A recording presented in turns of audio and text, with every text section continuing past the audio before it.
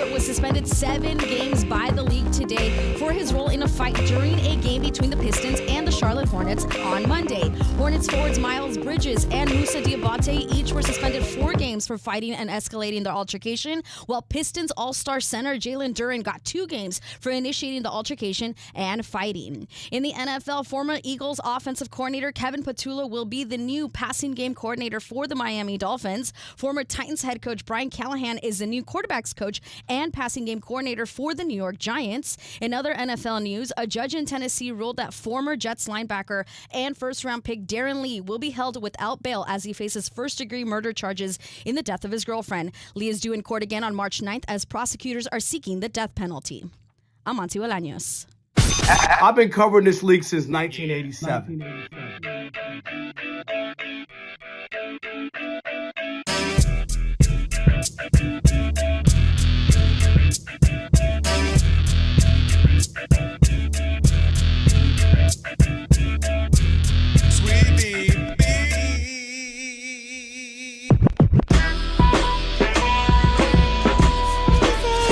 Can this sports writer and this sports fan share a radio show without driving each other crazy? Now, live from the Fox Sports Radio studios, here's Fox Sports Radio's Odd Couple, Rob Parker and Kelvin Washington. Password. Ack, ack. Enter, brother.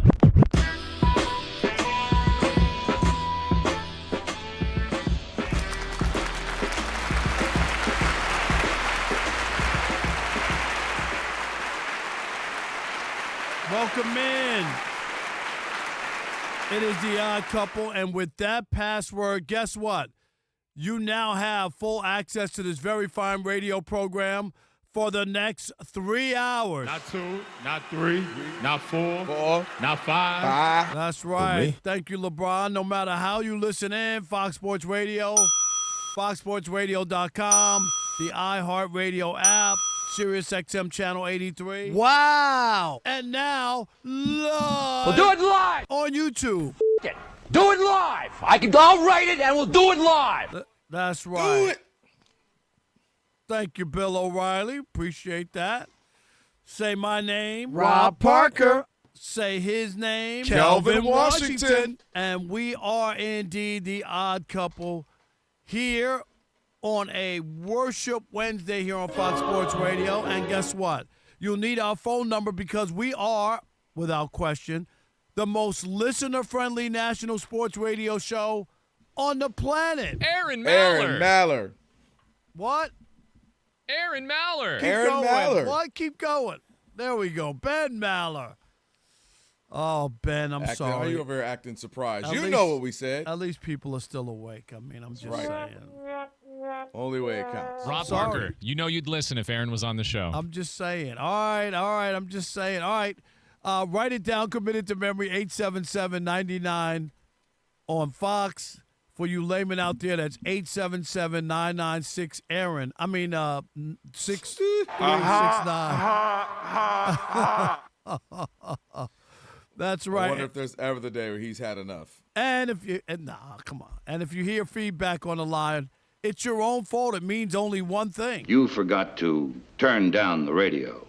And if you call in here and have a problem with what we say, tough, because... Well, I'm talking to you the way I want to talk to you. Do you have a problem? Turn off your station. That's right. And with all that said, always remember...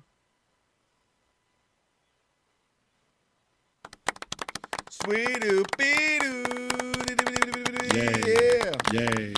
That's right. Let's go. Big show. Let me welcome in my co-host. He is... Kelvin Washington. There we go. That's right. Happy Worship Wednesday to you, the crew. A whole lot to get to, so I'm ready to make it do what it do. Ooh, I didn't mean to rap like that. I'm There sorry. you go. That's accidental. Just bars. Bars. Bars. Yeah, there should be prison bars, but that's another story. Oh, stop it. See, you're always trying to put a brother down. See? Who, me? Racist. And on Black History Month. See how you do me? That's got to be racist. I'm the ultimate lifter-upper. So whenever people try to, right, Alex, Rob G., Monty, I'm the lifter-upper. You know, yes, you with stipulations. No. You heard of the quicker picker upper, like Right. paper Yeah. towel? I'm the brother upper lupper. No, Rob, you're the lift her upper. Is that it? Yeah. Lift her upper? Or it can be a him too, Alex, as long as they are someone who took his class. If you spent money at USC, you got a shot. Unbelievable. You guys are still on that. I just worked there. I have no influence. Yeah. Just because they went to USC. If they went to UCLA and I thought they had a good resume and could help Fox Sports Radio, I would be all behind them. I'd be all behind them as well. Maybe a little begrudgingly. But you might. All that other stuff. I do want to say when the cold weather sets in, everyday aches and pains can linger, but Aleve has got your back. That's right, with up to 12 hours of body pain relief per dose. Aleve keeps you going with the long-lasting body pain relief this winter. Try Aleve. Use as directed for minor aches and pains. I'm an Aleve guy all day, every day. No doubt about it. But let's welcome in the Odd Couple crew on this Worship Wednesday. We wouldn't be able to do this fine radio program without him. Rob G is our producer. Bud Mexican is there you go. So funny.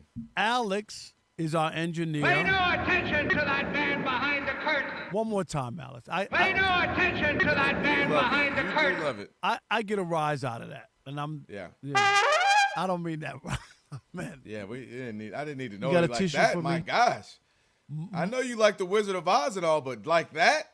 My goodness. That used to be my go-to movie. I would put that on before know we're going at it. I'm just saying, on the couch. whoa. Yeah, because it's a 10-hour movie. That's why. Hey, yo! Just going going at at it, huh? eventually. Yeah, Really lifting her up? that was it. You know, once she starts seeing the witch, she wants to get close to me. You know what I mean? It was kind of a whole thing. Okay. Oh, I meant the witch. You know what I'm saying? Yeah, that's what we meant. Never munchkins when I'm involved. I'm just saying. Hold up. We still talking Wizard of Oz? Wizard of Oz. Yeah, now he over here acting like he's Goliath. Relax. Relax. Monty Bolaños is at the anchor desk. Monty, did I say that correct? Okay, yeah, I said it right. Monty Bolaños. Yes, she has us to keep us updated throughout the program. And, of course, Elijah. Never heard of him. Elijah Never heard of him. Never heard of him. Man. is our social media guru. So we are in full effect on this Worship Wednesday. A lot to get to on the program. Rob, Yes, sir. Rob G, Rob Guerra, for people who don't know what the G stands for. Rob Guerra, are you paying attention to the show? I'm listening to you, Rob. Oh, I'm trying to get this thing set up without saying set it up. But here, Rob, I got you. Rob G, set the table. No, I'm not going to say that. But you said New Year, new him, Alex. Nick Wright, who we affectionately call Nick Wrong here on this program. Friend of the show. That's right. He works with Chris now. You know, that's Chris's problem now. I'm just saying. Right. But he had something interesting to say about how do you spruce up, Rob G, the NBA All-Star Weekend, which I'm going to, and Kelvin is not going to. Yeah. That's another story. We are less than 72 hours from the official kickoff of NBA All-Star Weekend.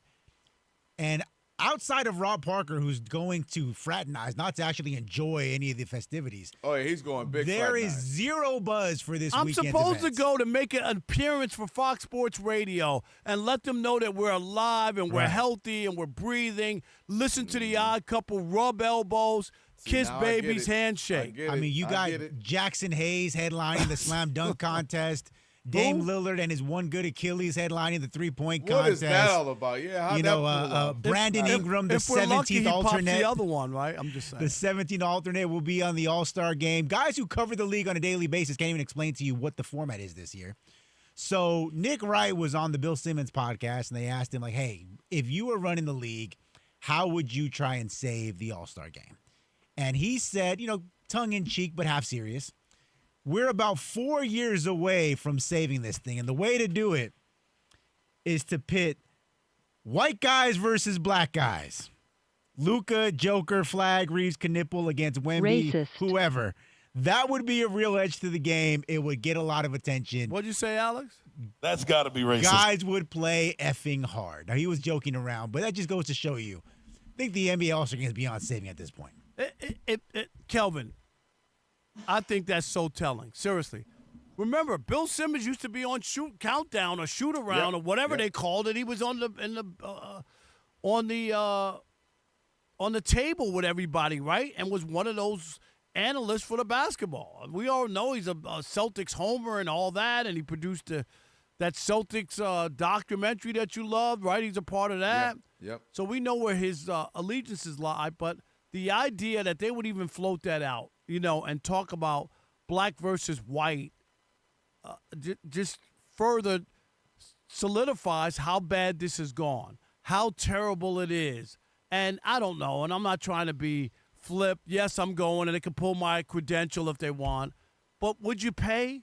Would you pay? Seriously. Kelvin, you know how much the tickets are? To go to the NBA All-Star game? Like this is where we are. They have totally destroyed it and ruined it. To now we got to do a race, black against white? I don't know. Do the Europeans count as white? I don't know. Well, are they European? To Nick, they do. He slid that in there. Because otherwise, I thought it would have to be white Americans. Isn't that? Otherwise, you'd have to have a separate Super Bowl halftime show. Right. Yeah. Well, you ain't lying about that. No more Bad Bunny. But no, he slipped that in there. So he said, he named Knipples and the Austin Reeves of the world. It is cold out, but I'm okay. Yeah. Oh, thank you. Thank you for that. I'm glad you got an extra big shirt on there. I'm glad you doubled up, got an undershirt as well. And he mentioned Joker. He mentioned Luka being on the I guess in this case Team White as well. Team White. Where is this 1945? I know. Team White. When you gotta the NBA was Team White. Right. And until they said, all right, team, all right, we'll mix it up a little bit. Rob, I'm with you, and it's sad because this wasn't 30 years ago, 20 years ago. Hey, when I was 8 years old, it wasn't too far ago that this was actually something you would look forward to. This was something where guys would be sad because a lot of times it would fall right on Valentine's Day or weekend or right around it. And you're like, man, I want to watch the All-Star stuff or the dunk contest or the three-point of the game. And you knew, dang it, I might not be able to, or I'm going to have to try to do something with her. Like, it used to be such a big deal. It could almost make some rifts in relationships. Now, dudes don't care. What do you want to do? Valentine's Day falls on Saturday, and I got to take her to dinner, or I got to take her to a movie, whatever. Who cares? Let's do it because, like you said, the fervor for the game is gone. It isn't there anymore. And it's bad and sad when you got to go to the easy thing that always gets Americans riled up, right? Which is race. Right. Like there's nothing more American than be like, well, we need to get this thing started. We need to get this going. Let's bring race into it. That's why I couldn't do Rocky. I'm dead serious because the storyline was so easy. You know what I mean? White guy, black guy. Then they went to the Russian guy. Like all of the lowest common denominator make it people, we beat the Russians. Yeah, we beat that black guy. Yeah, we're superior. You sound like Eddie Murphy. All right, Rocco. Remember he does that whole bit? Right. All right, Rocco. Yeah, let me get some bonbons, some juicy bees, and put it on the, if you ever seen, if you know what I'm talking about, you know what I'm talking about. But I think it's just sad where we got to. And I was talking to Rob G. I told him, man, Adam Silver, Rob, you talk about there's black guys. Then there's my face is just flat out beat up because I have so many different black eyes and marks and bruises. Because when you talk about the NBA nowadays, it used to be you get at it, you'd be excited about the big matchups, excited about the rivalries, excited my guy versus your guy, all those favorable things. All-Star Weekend was going to be great. East versus West, who was going to win? You're crazy. This guy was going to win the dunk contest. He couldn't beat Vince. Now, sadly, when you talk about the NBA, it's become load management. When you talk about the NBA, it's been now gambling. We've had 2 or 3 gambling scandals in the last 6 to 8 months. When you talk about the NBA, you start to talk about, oh, man, who are the stars? I don't even know who the stars are. Are there American stars anymore? When you talk about the NBA, you start to talk about all of these things that are away from the game, right? You talk about the things that don't affect it on the court, the good things, the things that got you going. It seems like it's either controversy or it's a scandal, and this is disappointing where we are now. So yes, he was tongue in cheek, having fun with it. But you get it though. Would you have brought that up 10 years ago? Seriously? No. You never would have had to because it was a badge of honor. Michael Jordan, he couldn't get any bigger than him. You know what I never had to worry about? Michael Jordan playing hard in an All-Star game and competing in an All-Star game. Or whether or not he would play or not. Knowing that it was an honor to just show up. And that's how far we've gotten where they take it for granted.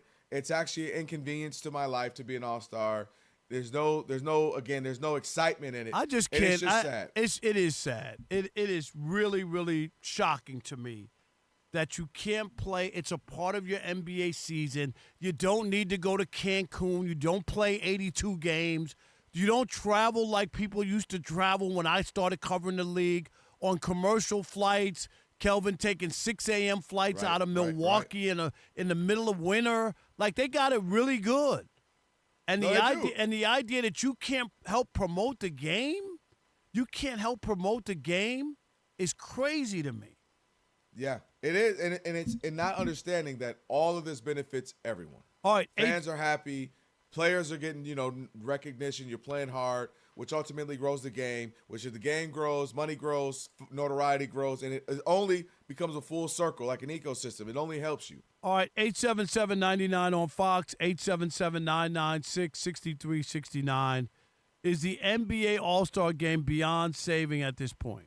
I mean, black versus white? Racist. Is that where we are? Like, would that even work? Would either side want to play? I mean, I know that was Nick's point. Yeah. Was that either side wouldn't want to lose to each other? Is that it? That's what he's saying. The brothers would be like, oh, hold on now. And then maybe the white guys be like, hey, don't sleep on us now. Maybe 25, 30 years ago we wouldn't have had a shot. Don't sleep on us now. And I think that's what he would be banking on. All right, we'll continue that conversation next with you. Rob Parker, Kelvin Washington. It is The Odd Couple, where we deliver insight, not noise, right here on Fox Sports Radio. And for the record, if you're just listening to the show, you've never seen me or Kelvin. I'm black and Kelvin's white. 877-99 on Fox. Stick and stay. Because in the great words of Eddie Murphy. All right, Rocco. In the US of A. Hey, if you're facing any hiring headaches, let me tell you, staffing your business is complex. But I'm so frustrated. Never change to my loneliness. I guess that ignorance is bliss. Take me back to before the noon. Rewind, take it out of cue. Innocence can be a young man. Signed up for the Hall of Shame. I wish I knew how much I missed. I will give you that he had a clean game, but I'm not going to buy into Sam Darnold. In fact, I'm calling him Scam Darnold. He scammed his way into a Super Bowl, writing a great defense and a kicker who set a record for field goals because Sam Darnold couldn't get the team in the end zone. We know he had the most turnovers in the NFL. Yes, 20. When you think back to his numbers all year, 25 touchdowns, 14 interceptions.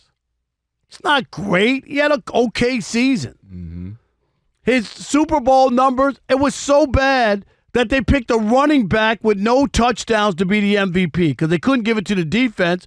They didn't want to give it to the kicker, so the running back got it. Again, a clean game, but it was not spectacular by any stretch of the imagination. 202 yards, 1 touchdown, 74.7% quarterback rating. It was so bad, in fact, that Brad Johnson and Trent Dilfer had better quarterback ratings than Sam Darnold. Only in 2 games this year did Sam Darnold have a worse quarterback rating. I mean, that's how bad this was compared to the rest of the season. He shrunk when it mattered most in those big moments. Rob G talked about 2 touchdowns that he didn't deliver on in the red zone and a chance to blow this game open. Couldn't do it. 9-0 at the half. Celebrate him all you want. It was a mid-performance, and I'm not giving up the ghost that I'm buying into Sam Darnold that he's a big-time quarterback. He's not that quarterback who the Jets drafted and thought that their franchise quarterback would be. Is he suitable for framing? Can he get you a Super Bowl with a great defense and kicker? Yes, he can. But from here on out, he scammed Darnold because he scammed himself into a Super Bowl ring. Scam Parker is what I'm calling you. Scam Parker. You sat up here, looked me in the eyes, and lied to me and the people who wake up every day listening to our show, going about their day, working hard, listening to the pod, ignoring their children and their spouses to listen to us. And they heard you say this. Hit me with that, Mary and Rob G. I will not believe in Sam Darnold until it's Super Bowl Sunday and he runs out onto the field. He did. With the Seahawks. And then he ran up to the stage with a Super Bowl trophy. Do you believe in him? No. You give him another nickname, Scam Darnold. I'm so mad at you all season long. When you did it right, hey, Rob, you got it right. When that happened, you were like, hey, look, that happened. I said it would. And dang it, when you're wrong, I need you to be wrong. And when you tell the people you're going to do something, you need to believe in them. You said you would. Now let's get back to some things. You brought up this particular game. Grant you, he didn't look like the return of Joe Montana, Tom Brady, or John Elway. But you know what? Guess what? You know who else didn't? The guy who you said should have won MVP. You know what Drake May had in 4 games in the don't bring that postseason? up. I hope you don't 6 bring that passing touchdowns, 4 interceptions. Well, I'll say this. And was sacked, hold up, a NFL record 21 times. Now, the reason I bring that up is to say, Sam Darnold, you always bring up led the NFL in turnovers. And that's a fact. And I say, hey, I can't argue with you. Only thing I would say is, hey, he's been on the 3-game win. Hey, he looked great against the NFC Championship game against the Rams. Hey, he looked great in that fourth quarter against the Rams, a few weeks back. He's been great since then, including the postseason. You thought he was great yesterday? Specifically, Rob, with the turnovers. He did not turn the ball over a single time in the postseason. It was a clean game. Which it was wasn't huge, a great game. though. But that's huge in a game like that because turnovers ultimately can turn around and be the thing. And this is what he did. He didn't make all the big throws. He didn't have 300, 400 yards. But what he did was get his team down the field enough to get said field goals. I admit, it was boring. We all wanted more action. But he got those field goals, which were enough to give them a nice 12-point lead, and then ultimately 19-0, and then the Patriots scored a couple. But my point is, he had to do what Drake May couldn't do. And Drake May couldn't make some of the throws that were there because he was seeing ghosts, ironically enough, which is what Sam Darnold said back when he was a Jet. Sam Darnold did enough. He didn't hurt his team. We piled on to C.J. Stroud because he hurt his team. He was the reason they lost. When you have a great special team, you're well coached, and you have a good defense, you go out there and do what you're supposed to do. He did that, so you got to put some respect on it.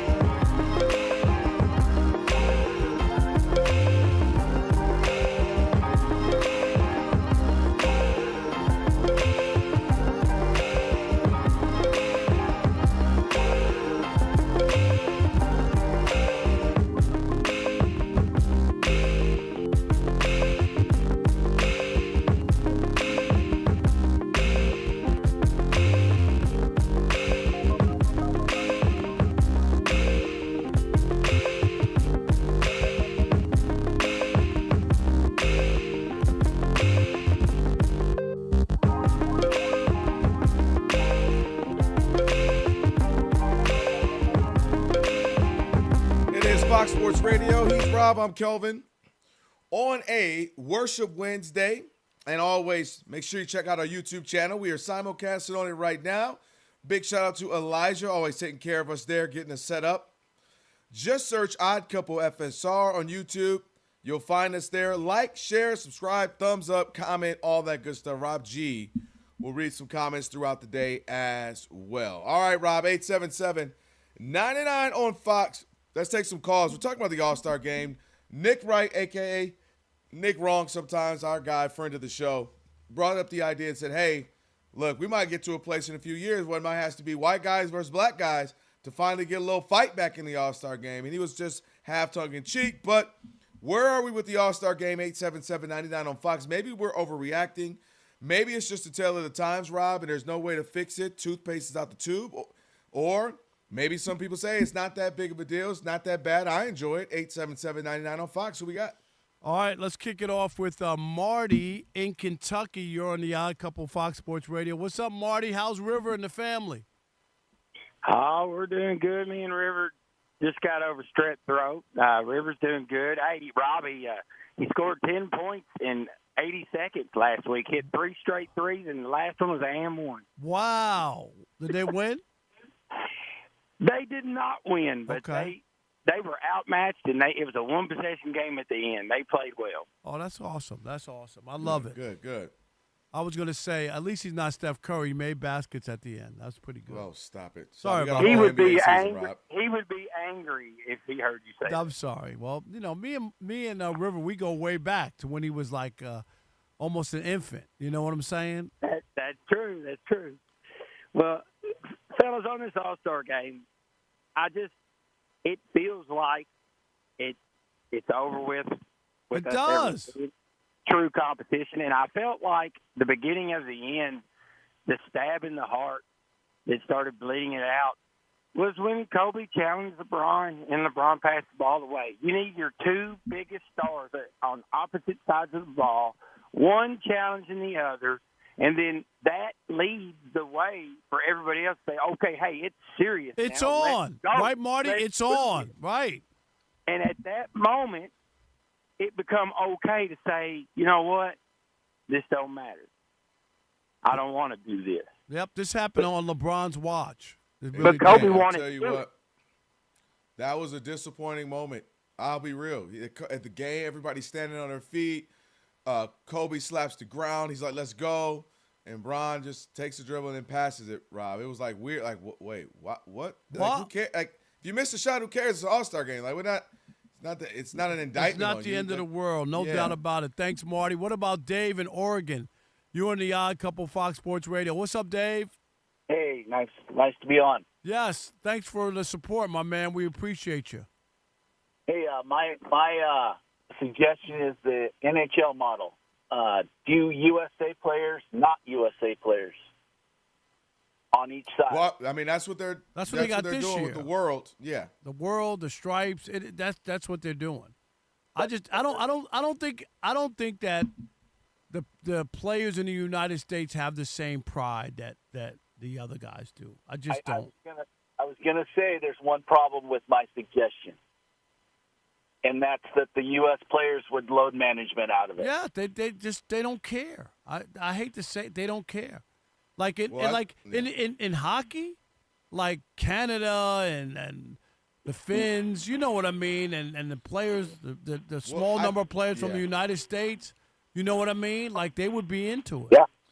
I think that, Rob, I appreciate the call. I think that is what they're pulling on, is hope that one thing we do see is America comes together when it's the Olympics, right? They don't play around. They're all in. They compete. These guys, you have no confidence in that. Well, so what I'm saying is I think that's their last-ditch effort, is that what we see what France does, we see what Serbia does, we see what Germany does, we see what obviously the States do when it comes to the Olympics. So I think they're saying maybe we can echo that and get a portion of that where, all right, we got that red, white, and blue on. It's time to rep, and let's go. We ain't about to let, well, in this case, the world, not another singular country, but we ain't about to let them show off in our game. So this is what we still do. That's what they're banking on. That's like them fighting for the MVP trophy that the United States hasn't touched in like 7 years, right? Yeah, we are. Hey, well, don't worry about it. Kay Cunningham has it this year. Okay, there you go. Want to bet? No. Jay in OKC, you're on the Odd Couple Fox Sports Radio. What's up, Jay? What's up? God dang it. It happened again. I called in when they first announced this new format, and I hated to agree with Rob because he has some of the worst takes I've ever heard. But I've got to agree with him again. The NBA was on the right track when they decided to split it up into 3 teams. But what they should have done was make it Europe versus America, but Europe was automatically in the finals. And the reason why Europe was automatically in the finals was because all of the last MVPs have been from another country. Right. I think it's 6 in a row, right? Isn't it 6? They should have made the 2 American teams play for the right to play against the foreigners, if that's what you want to call them. Yeah, the world. What they are. Right. And when anybody has an issue with it, you say, look at the MVPs. No. And then after that, it turns into a game where it's still a 3-team league, but the 2 teams play against each other for a right to play against the former MVPs. And because you got to prick their manhood, you can't offer them money. You can't offer somebody making $80 million a year money. Right. So what you do is, if you run out of MVPs, you take somebody that you think is going to be an MVP, and you create animosity. That's the only way you're going to get them to play hard. Yeah. You got to prick their manhood. Here's the Jay, thing. Thanks for the call. Great call for Appreciate Jay. it. Last point real quick, Rob. Also, the issue is just simple pride in that. Like, guys used to compete in the three-point and dunk contest because, like, no, I'm that guy. Or, no, I know the fans want to see me, fill in the blank, Blake Griffin, Vince Carter, Kobe Bryant, Jordan, Dominique, all the greats of the greats, or even just good players, all-star caliber players. And we don't even have that anymore. I sat right next to you. Rob G, tell me if I'm lying when they said, I'm jumping in if you jump in, John Morant and Edwards and Zion and all these guys. I ain't heard from them. Have you? We thought we were going to hear from them. I'm getting in this year. No, I'm ready. You do it, I'll do it. And we haven't heard anything from them. Well, on the way, the NBA also has another issue that they got to solve as well. We'll tell you what that is. Right now, Monty Bolaños is going to get you set on what's trending. Yeah. Nice. Right on cue. What right was in that? sync. Yeah, that was you? That was not me. I think that was Chris Broussard. There was one of Chris Broussard. Isn't there a drop of him saying, yeah? Well, that's him right there he is. There he is. Hey, wait. Monty, before you go. Yes. Hey, before Elijah. I go, I haven't even started. No, I'm saying go. Well, hold on. Are we at 30,000 subscribers yet? Because Monty's back? Just curious. You're probably more than that. Lucky. Oh, wow. You're lucky, right? You're lucky. Boy, I tell you, Rob, she's been talking that talk the last couple of weeks. Yeah, that is Chris. Yeah. There it is. See? That's what I thought it was. I wasn't crazy. I knew there was. Guys, in regards to the All-Star game that you're going to this weekend, now you can watch Caleb Williams participate in the celebrity three-point shooting contest on Friday. Aren't you excited about that? I do. I want to see. You know what's funny? Yeah, I actually am more excited. Honestly, I really am. And this is from the Caleb liker, not the believer like Rob. I don't know how I'm going to control myself at this thing. Yeah, I ain't watching that. You got a tissue for me? All right. In the NBA right now, late in the first quarter, the Hornets are up on the Hawks 28-23. Con Kniffel has 12 points. Also late in the first quarter, the Magic lead the Bucks at home 18-13, while the Cavaliers have a 30-11 lead over the Wizards. James Harden, 7 points for Cleveland. I don't like that. Coming up in about any minute now, it's going to be the Knicks and the 76ers, and there's video of Karl Anthony Towns signing things in Philadelphia, and he signed a Joel Embiid jersey. Is that foul or is that fair? Oh, wow. He was just signing. It was just a Joel Embiid jersey. It's so funny. Anyway, in men's college hoops, guys, late in the first half, number 14 Florida is up on Georgia 31-14, and also number 20 Clemson has a slight lead over Virginia Tech. They're up 30-29. Today, the NBA, I missed this, did suspend Pistons center Isaiah Stewart 7 games for his role in the brawl with the Hornets on Monday. Pistons All-Star Jalen Duren received a 2-game ban. He still can participate in the All-Star game. Hornets teammates Miles Bridges and Musa Diabate each got 4-game suspensions. Lastly, here in NFL news, a judge in Tennessee ruled that former Jets linebacker and first-round pick Darren Lee will be held without bail as he faces first-degree murder charges in the death of his girlfriend. Lee is due in court again on March 9th as prosecutors are seeking the death penalty. Back to you guys. You know what I would have done, Monty? I would have signed it, "We'll never win." That's what I would have wrote on it. Joel Embiid. Yeah, we'll never win. Oh, That's what man. Joel Embiid, ... will never win. Yeah, how about that? That would have been pretty cool to write that. That would be. I like it, though. I like a little Sixers and Knicks beef. You know how they are. Man, the Knicks in Philly, that's some wild stuff. Remember they took over their stadium or arena a couple years back? Everybody took the train down from New York. Remember that? All the Sixers fans gave up their tickets. It was crazy. Thanks, Monty. Yep. You know I like a little good beef in my NBA. I like a little getting into it, Charlotte Hornets and the Pistons. I like a little bit of that in my NBA. Dang it, that would cure some of the stuff we've been talking about today with the issues that the league is having. It's the Odd Couple, Rob Parker, Kelvin Washington on a Worship Wednesday. Shekel City on the way, play of the day as well. Right now, Rob G., the NBA, and I hate to just add on to it, pile on. We talked about the All-Star game not hitting like it used to, but now there's a really big problem the NBA is having, and they ain't even hiding it no more, Rob G.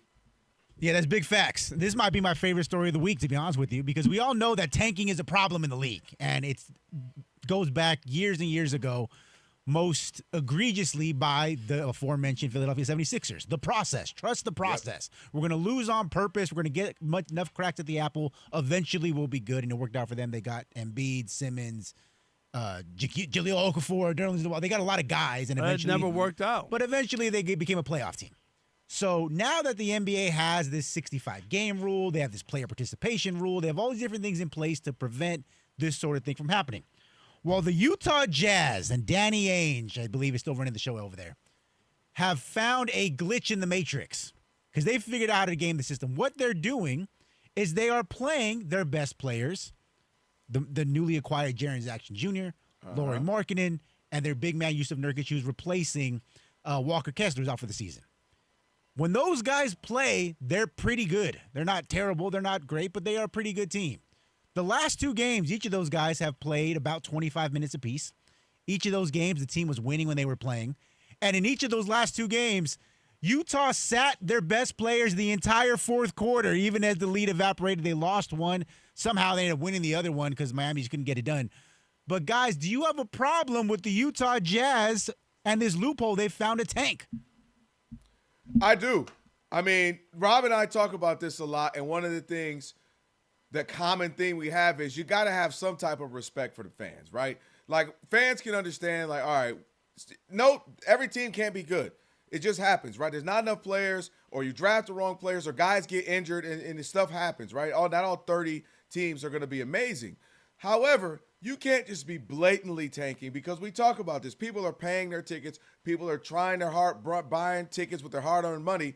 So you have to find a way to help solve this problem because you don't want this to be where a third of your league is tanking. You know, you got 10 teams that are like, screw it. Let's just lose all day, every day until we can finally get a Cooper Flag or a Wemby. So you have to find a way that teams are playing, they're losing. Ultimately, we realize, okay, this team isn't going to be good. Maybe you flip it, Rob. Maybe you say after, let's say 52 games, the last 30, the team with the best record, right? You flip it or something, you make it competitive where they're still trying to win. They're just, they're maybe not as talented, but they're trying to win. They can get a top draft pick or a top 1, 2, 3 draft pick. You have to find some way because Utah ain't even hiding it, Rob. They asked the coach, they said, hey, would you considering playing Markkanen and JJJ? And he said, no. No, but what you got to do to me is if you do that, like make it like having the worst record in the league is a bad thing. So if the worst team in the league, the other teams above that, right? The other teams above that, the bottom 5 other than the last place, right? They get into the lottery. Do you see what I'm saying? Like a special. And the team with the worst record. So you don't want to be the worst. The team with the worst record can't get can't get the number 1 overall pick. Teams 31, 32, 30, 29. Do you see what I'm saying? I get what you're saying. They're in that pool, and then after the first pick or something, they could get the second pick or the third pick, but they can't get the first pick if you're the worst team. That would stop teams from doing that. You don't want to have the worst. Do you see what I'm saying? 100%. Because you're still rewarding the bottom 5. It's just that you're not allowing anybody to tank. So you don't know where you would fit in, and that's why it would be dangerous for you to tank. Absolutely. And I like that because, again, you have to be competitive. Again, I understand. Teams want to get better, and you kind of got to get better by hitting the reset button. But it's the idea of not competing at all. And that's what we love about sports is it's a competition, right? People are competing. That's what makes it fun. You and I talked about it yesterday. That's why we went out in the sandlot, the backyard, in the streets to play, to compete, to go up against our neighbors, our rivals, kids across town. Our buddies, our friends, our buddies, right. Whatever it was. I'll show you I'm better than you. It wasn't about money. It was just about having a good time and competing. And so the idea that that's gone, the idea that you're tanking, and this isn't even an NFL season where it's like, all right, 16, 17 games, blah, blah, blah. Dude, some of these teams, after about a month in, you realize, this ain't our season. And maybe even a handful of weeks, not even a full month. And so they start already to tank. Now you got 4 or 5 months of bad basketball. And what they don't realize is, Rob, this ultimately hurts the greater good, the greater brand of NBA. Because teams are already, you got guys who are load managing, guys who are actually hurt because that's just part of the game. Then you got, again, teams that are tanking, and it just loses the luster of the league as a whole. So while a third of the teams are doing it, that's taken away from the overall, the game, the view of the game, the prestige of the game. And I just think it hurts the overall NBA as a whole, not just those handful of teams that are trying. I agree. It's just bad for the NBA. It hurts the league.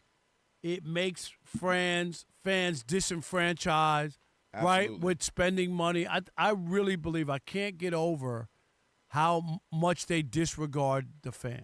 I've been covering the league for a long time, man, and I went to a lot of NBA games, and it used to be a night out. Kelvin, you know that. You're going so to right. You're going so to right. the Palace. I went to Madison Square Garden, to East Rutherford, New Jersey, and it was always a night. Going to an NBA game was a night out. Are you kidding? It was a great night out. You get up, It you was. get fly. You never know who you're gonna see.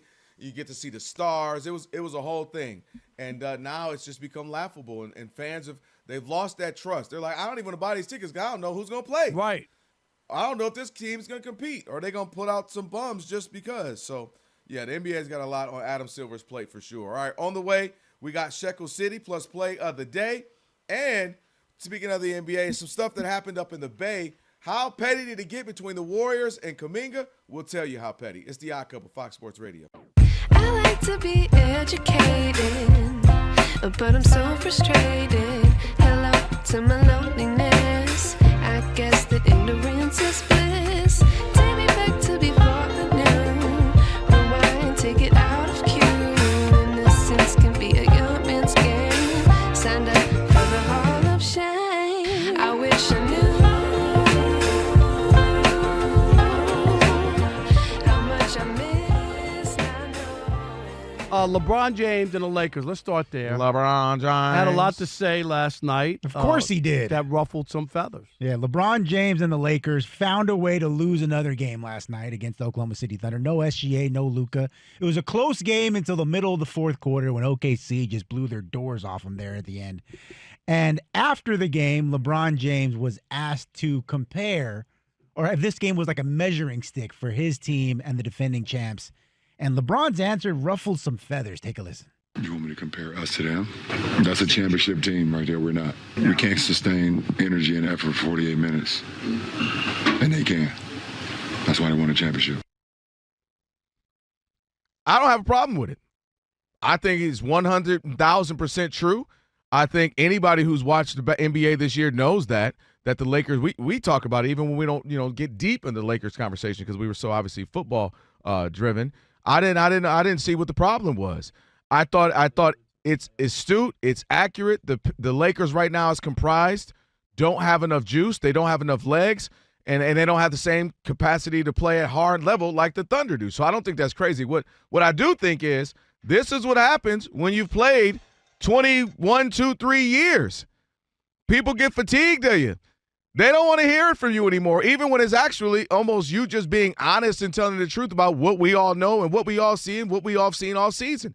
And I think that's where LeBron is now that, 23 years in, people are like, I don't want to hear from him. And to his own, where I say it's his fault, is he jumps in everything, every conversation, everything we didn't ask. He makes the things on social media about things so that even then when he actually says something that's truthful and honest and you're like, oh, I appreciate that, it's still tiring because you hear him from everything. He's no longer choosing his words, Rob. He's no longer choosing his battles.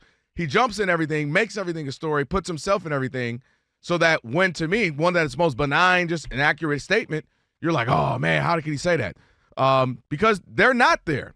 And I appreciate it. It reminds me of how we don't like when certain people do or say things. Like if, God bless the dead, Kobe Bryant said that, we'd be like, man, Kobe be keeping it real. Kobe raw. He telling his teams what they need to hear. If Barkley, Larry Bird, guys I've seen a million times, if you read books, watch documentaries, watch them, watch their clips or live to see it, they say, man, we suck. Man, we ain't this. I know we don't think we win and playing like that. All types of things. And it was like, man, they're telling the truth. Look at them going at it. So I almost think it was a nothing, if you will, because he just was totally disagree. This is typical LeBron, where he doesn't want to be held accountable that they're not another year of not winning.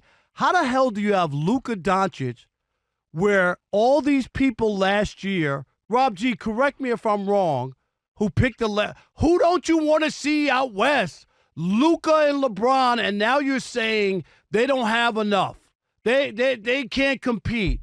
For him to say that, are you going to give a refund to everybody, all the Laker fans? And you don't have to say everything out loud. Okay? Like you don't. I don't think it's fair for this guy who's an all-time great, and he has one of the youngest and biggest stars in the game playing with him. They have no shot. Really? Like they have no shot. Do you think they have a shot? Do I think they'll win? No, I don't think they'll win, but I didn't think the Indiana Pacers were going anywhere last year either when they got into the playoffs. I did not. Because you remember all year they didn't play well. All year coming off their Eastern Conference final appearance the year before. At no point, we talked about it. At no point during the season did we think the Pacers had a chance, a snowball's chance in hell to get right. Not at all. So somehow they got into the playoffs and things started to click, and you make a big shot, and Luka could go off, and LeBron could find some energy, and I don't know, Austin Reeves could maybe decide that he can defend a little bit. I'm just saying. We're in February. Really? Like the season's over. There's no chance that maybe somebody on OKC, I don't know, SGA gets hurt.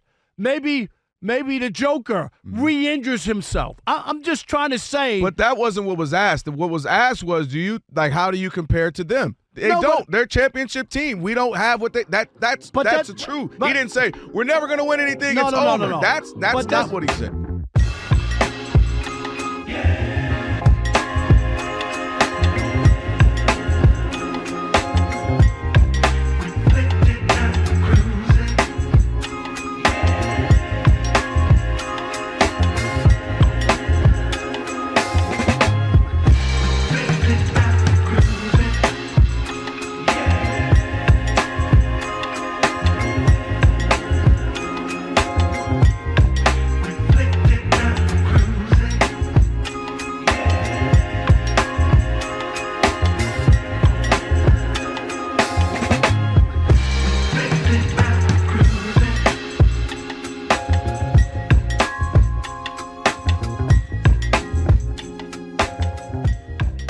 It's the Odd Couple, Rob Parker, Kelvin Washington, on a Worship Wednesday. Again, thanks to everybody listening and checking us out on YouTube, checking us out the podcast as well. We appreciate it all. Right now, it is time for Shekel City.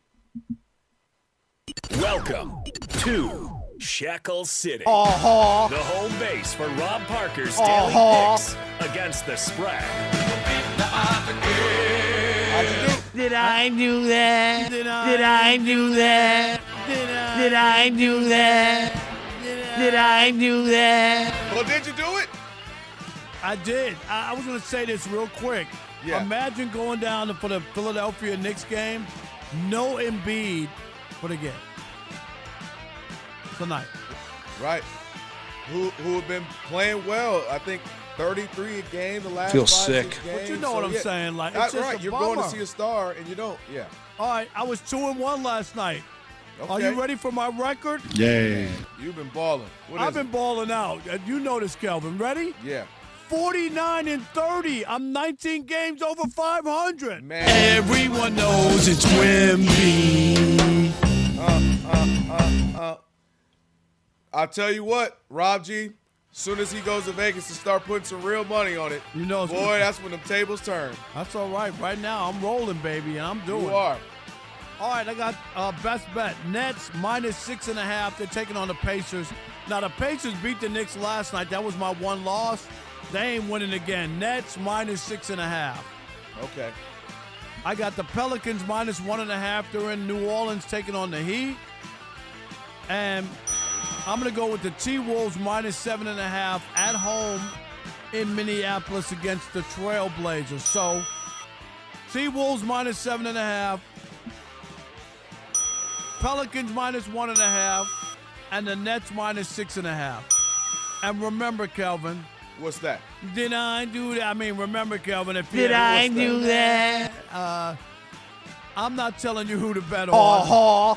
I'm telling you who I bet on. Did I do that? Let me hear you Shout do out that, to, Kelvin. Did I White. do that? Let me hear you do Remember, that. Can you do it? he joined the show. Did I do that? Did Alex? I do that? Alex, let me hear yours. Shook his hand, by the way. Didn't know who he was. Here we go. Did I do that? Did I That's do pretty that? Did Got I a little do more nasal. I that? didn't get enough nasal in that. Yes. Yeah. You got to get the nasal in there. Super cool, man. Oh, Super he's a cool great Hung guy. out with us. Yes. Yeah. He was so awesome. We're going to get him to come in. I text Yeah. him once in a while to see what's going on. So. Yeah, he's good friends with Jared Harrison Jr. So And I told you, I met him in D.C. at the Nationals game. Yeah, and he's a baseball. sports fan, and he was He's in the a sports he was in fan. the press box, and he knew who I was, and he came over and said hello. That's where the first time I met him. I was like, wow, Yeah. that's pretty cool. He's a sports fan too. He's really at one point in time was really good at basketball, like really, really good too. All right, it is now time for your Tire Rack Play of the Day. Another steal here for the Lakers. And Fox, oh my goodness, throws it off the backboard. The Wembanyama, the two-hand slam. 59-32. What a terrible Spurs night to radio go to there. a Laker game. My God. Man, Wemby went crazy. Well, you already know LeBron. Not 1, not 2, not 3, not 4, not 5. Lakers played. Not 3, not 4. Wemby had not 25 5, points in the not first 6, quarter. not 7. 25 in the first. And if you saw, it was spectacular fashion. It wasn't all in the paint. It was a mixture of everything. Threes, He was in his fadeaways, bag. dunks. Yeah, 40 points in 26 minutes. That dude is scary when healthy. So, Tire Rack Play of the Day brought to you by Tire Rack. For over 40 years, Tire Rack's been helping customers find the right tires for how, for what, and for where they drive. Ship fast and free, backed by free road hazard protection with convenient installation options like mobile tire installation. TireRack.com. It is the way tire buying should Hey, I want to be. say this. My feelings were What you hurt got this to say? morning when Rob G went on Twitter. What'd and he he's say? going to put me on blast. Rob G, how you going to put me on blast like that? I didn't. So Alex, would your feelings be hurt? That this is Rob a G good tell story. you. So The Athletic published the whole long-form piece on the Jonathan Kuminga divorce in the Bay, right? We all knew about it. A lot of pettiness going on. But apparently one of the tipping points was that someone around Jonathan Kuminga was reportedly taking, quote, too much food from the Warriors' family room, and the team had an issue with it. Eventually that led to a thing and led to another thing, and eventually he got traded. He went full Rob Parker. You never go full Rob Parker in this world. You can't go full Rob What Parker. are you talking The about? two-dinner Parker. Can't do it. No, you can't get the two lobster. You can't get the filet to go. That's crazy. And it's not crazy. If somebody takes you out to eat, why should I just take one meal?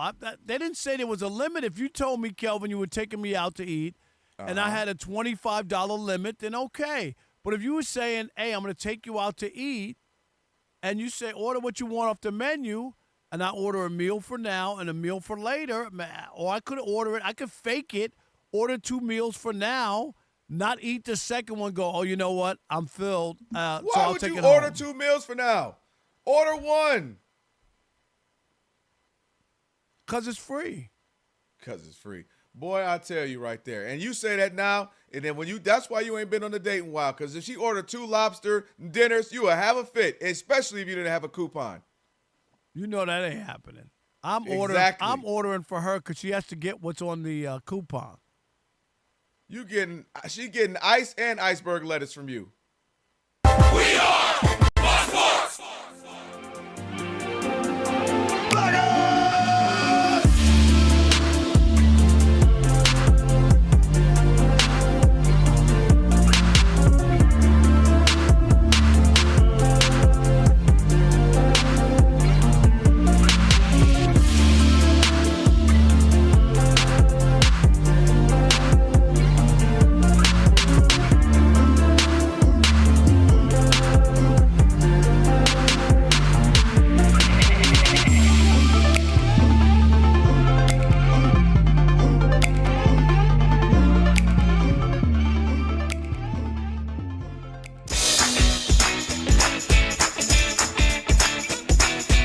It's the Odd Couple. You know what time it is. It's your boys. Let's get it.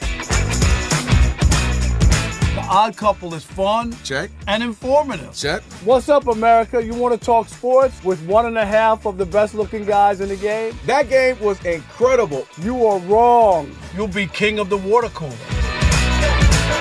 What's it like working with Rob? Rob in his mind is like Chris Rock mixed with Richard Pryor, so I'm running out of fake laughs. Ha ha, Rob.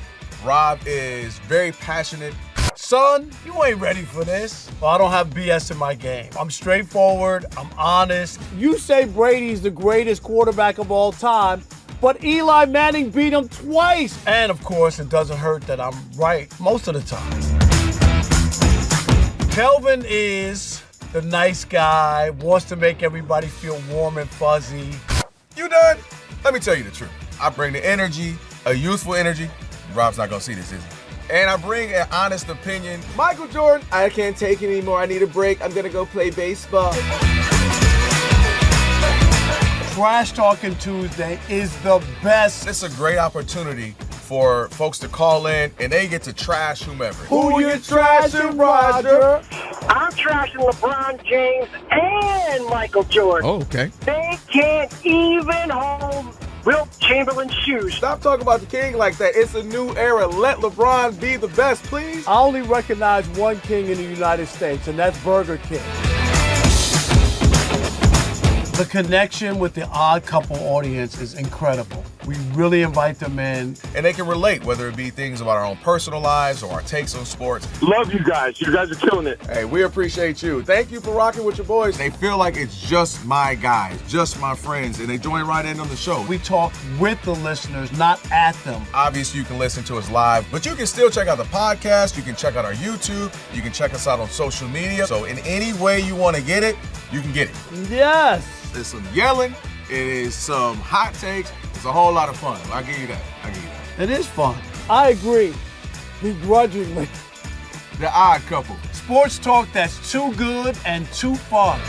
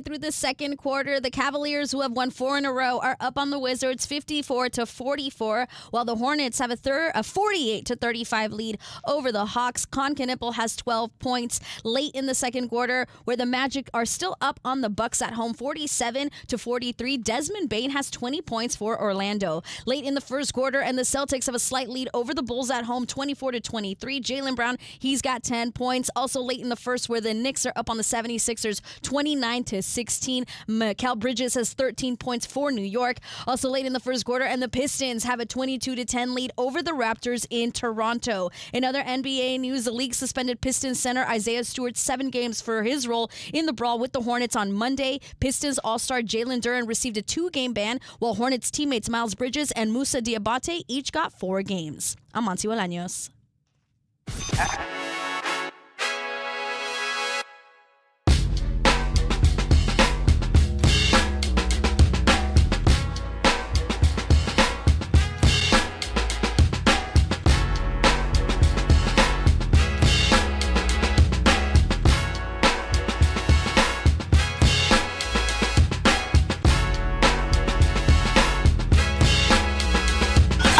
Can this sports writer and this sports fan share a radio show without driving each other crazy? Now, live from the Fox Sports Radio studios, here's Fox Sports Radio's Odd Couple, Rob Parker and Kelvin Washington. Hour number 2. Another hour for my partner to make a fool out of himself, but that just is par for the course. He'll do it anyway.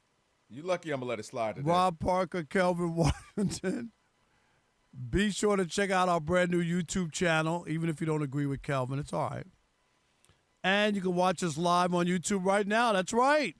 We simulcast. You just wait till we get to these YouTube comments. Right you already now know. On YouTube with the video of both of us. Just search Odd Couple FSR on YouTube. Do it! Again, that's Odd Couple FSR. And be sure to hit that subscribe button and thumbs up icon. Hell yeah. You know, the thumbs up is good sometimes. Rob loves a thumbs up. Nah, I'll pass on the thumbs up. Oh. Check us out on YouTube. That's right. Coming up, Zach Harper. Wow. The distributor of The Bounce for The Athletic, Sirius XM, NBA radio host, and, of course, One's Gotta Go as well, all coming up this hour here on the Odd Couple radio program. Rob G, very interesting odds popped out today. Well, do you want me to read this YouTube comment real quick? There's one that really stands out to me. Of course, go ahead. This is my favorite. This might be my favorite of the week. Alex, it should be not the odd mob, the Rip Rob mod. That's what it should be. So there's 2 comments. The Rip Rob mod. There's 2 people, I think summarized the last segment. Very quick segment for us last segment. If you missed it, Jonathan Kuminga, one of the reasons things went sour with him in Golden State is that allegedly members of his camp were taking too much food from the family dining area, taking it to go, little to-go bag, and they didn't like it. Here's my only They went full Rob Parker. I didn't invent the to-go bag, the doggy bag. It's been a part of people's lives since they've gone to restaurants. I'm not the first person to take home a doggy bag. Yeah, but it's usually reserved for those people who actually had leftovers from their meal they ordered. Not, hey, can you bring me another 6 lamb chops, and I'll take those to go at a place that generally doesn't do to-go box. I ain't never got a to-go box at Fogo de Chao in my life. Never. All right, so the first one, this is very straightforward. John Brown Jr. says, yeah, I'm not letting you order 2 meals. What? Why? So that's fine, right? You disagree with the take, but it's straightforward. It's a respectable comment. But if I was going to eat, Rob G., you say, Rob, I'm going to take you out. Mm-hmm. You made your 9th Hall of Fame. I want to celebrate you. Oh, boy. I want to celebrate you. And I said, I'll take they don't have surf and turf, but I'll take a lobster tail and I'll take a steak. Okay? Yep. No, those are fighting words. And then I ate the lobster and I realized, I'm a little full. I had a salad. I had green beans or whatever. I'm going to take the steak home. You wouldn't have an issue with that, would you? No. Okay, so I would have. Why? Who orders steak and lobster on somebody else's dime? A regular person. Not Tom Brady, not LeBron James, Steph Curry, something like that. On a regular person's dime? But wait a minute. Where they do that at? Rob G would have to say to me, Rob, I'm going to treat you to lunch, but my budget is $45. Is that tacky? Hey, even that 45 might be pushing it for most Rob Americans. G, would you? So here's the thing. What Rob's slogan is, when the company pays, we get fillets. Absolutely. When Rob G plays, you get a bag of Lays. There you go. I like it, Rob G. All right, go ahead. Let me think what mine would be. Keep going. I'm going to think of mine. Go ahead. All right, so here's my favorite comment, though. Vince Garcia. I'm going to give him credit for this one. I mean, Rob's a dip blank, but I totally agree with him on this. Do you feel good about that? It's an insult, but he's on your side. It is. I mean, I don't know to feel good or bad about it. Yeah. You got you on that one. Let me think. But he agrees, unless you tell me, my boss at WDFN, the late Lorna Gladstone, the first time we went out for that dinner with Stoney, my old radio partner, I ordered lobster. They handed me the menu and said, order whatever you want. I ordered lobster. The second time we went out, before we got to the restaurant, you know what she said? Rob, we're having dinner, but it's a non-lobster dinner. That's what she said. Yeah. So I did not order, right? Once she said it's a non-lobster dinner, you're I didn't missing order the it. first point, though. See, this is why you're missing it. The reason she had to say that is because most people don't go for the most grandiose thing the first time.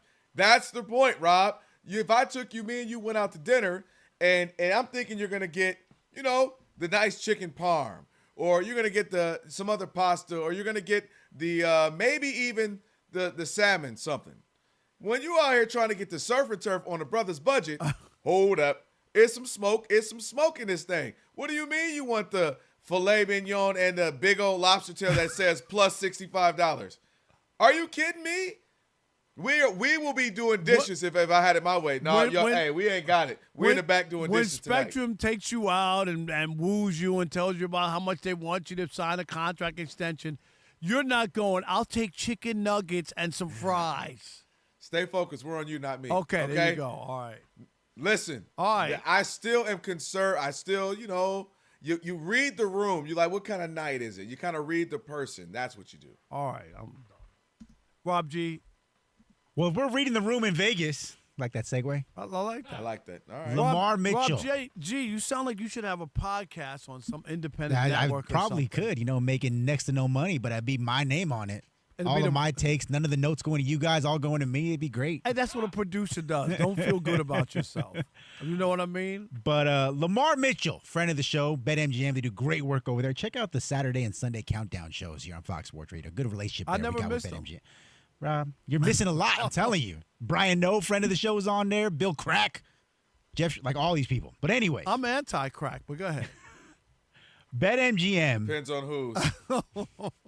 Pause. Wow. Wow. Pause. Released the very, very early NFL MVP odds and the betting handle that's taken place so far. The season just ended, but degenerate gamblers like Rob Parker like to get in early.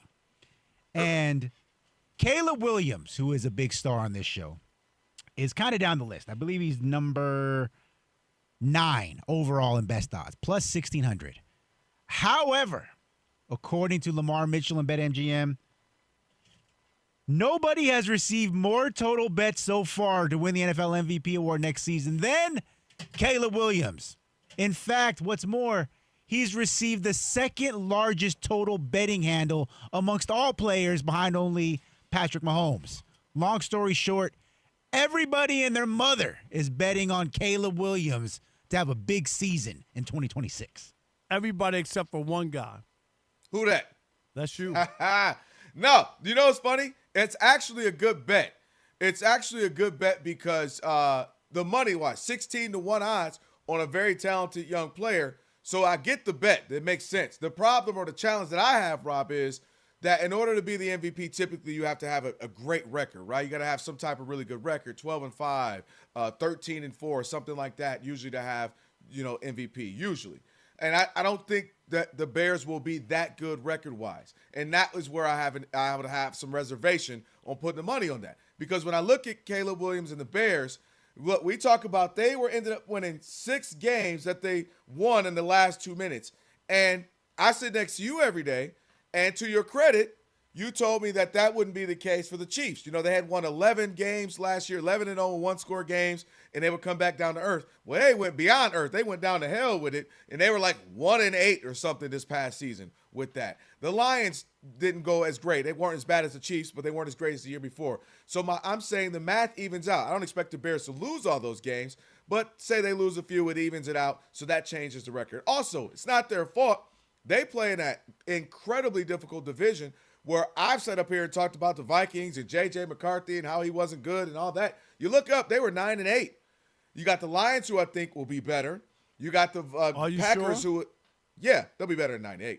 And you got the Packers, who should be, around the same, if not better as well.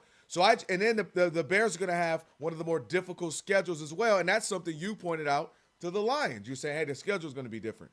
So my thing is, I don't expect Caleb to be bad. I expect him to be good. Him and Ben Johnson looks like a good pairing. But I think the season is going to be much harder for them, but based on the schedule and their division alone, the total schedule, and the fact that teams are going to say, all right, we see who he is now, and we adjust accordingly, because there were so many games where we talk about it. He wasn't that great until he won the game at the end. So I just don't think that equates to MVP.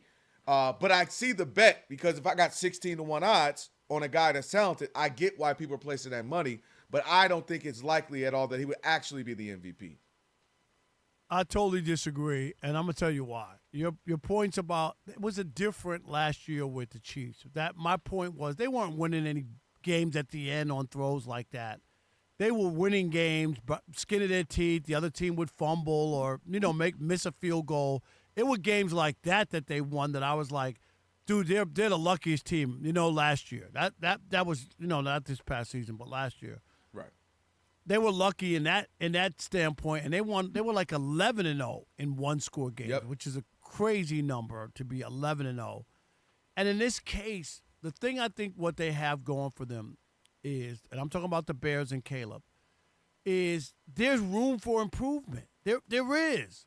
And you talk about it about, not being from behind and playing from ahead and all kinds of stuff like that. And maybe Ben Johnson's learned after his first year being coach. He went for it a lot in situations where they would drive down the field and could have kicked the field goal and come away with some points, and he didn't. And he went for it on fourth down and whatnot. So he has to also mature as a coach.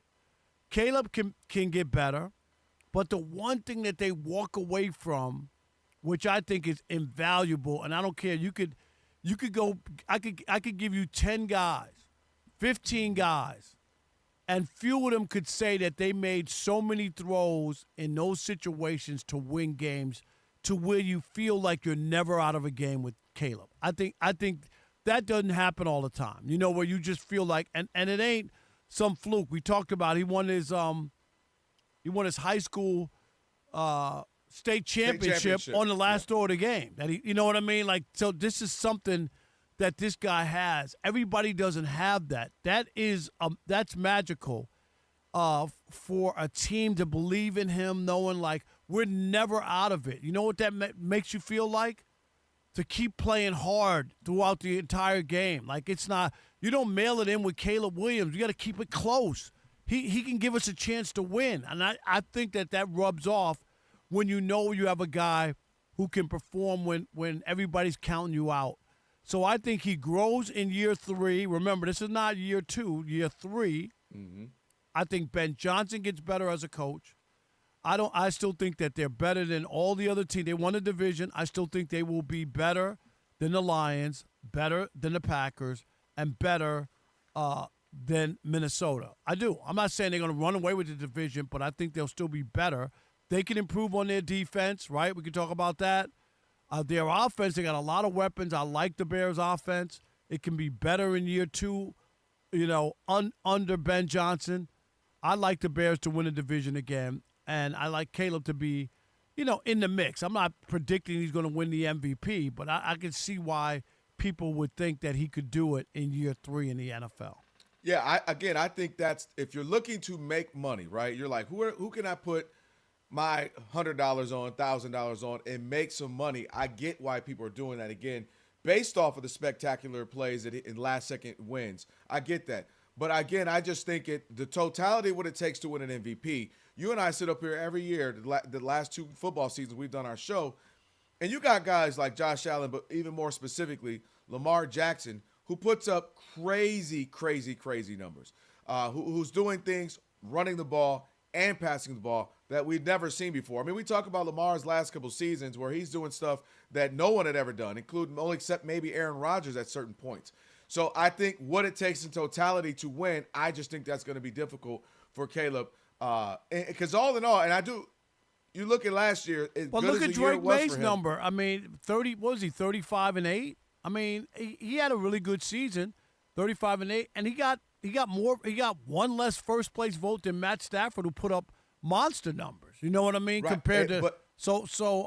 It does tell you that if you have that kind of season, we saw it before when Aaron Rodgers won his last 2 MVPs. Tom Brady had better numbers and definitely one of those seasons way better, and he still won it because of the games that they won, and the way he played in certain games. Yep. I gave him a lift. That's all. For me, I feel like we talk about this every year. The last couple of football seasons, you and I have been doing the show. It's like which team is likely to take a step back. And I think they're a good team, so I don't expect them to fall off the map at all. But I just think they got away with some of those games that you look at them and say, how the heck did they win that? They shouldn't have won that. And the other team would be like, that was totally our game till that spectacular play. I think they come down to earth. I think that hurts an MVP chance when your record isn't as great, right? Let's say you're 10-7. It's very difficult to be an MVP player when your team is that record. They usually want you again to be 12 wins, 13 wins, something like that. I think they can win 12 games. I think they can win a couple more than they did a year ago. And again, not all in this fashion that they won. I'll give you that. But just solid games and wins. All right, 877-99 on Fox, 877-996-6369. Is Caleb Williams a good bet to win NFL MVP award next season, or are Caleb and the Bears destined to take a step back in 2026, as Kelvin is predicting? We'll continue that conversation next with you. Rob Parker, Kelvin Washington, and we are the Odd Couple, where we deliver insight, not noise, right here on Fox Sports Radio. Stick and stay. Because Rob Parker is already a believer in the US of A.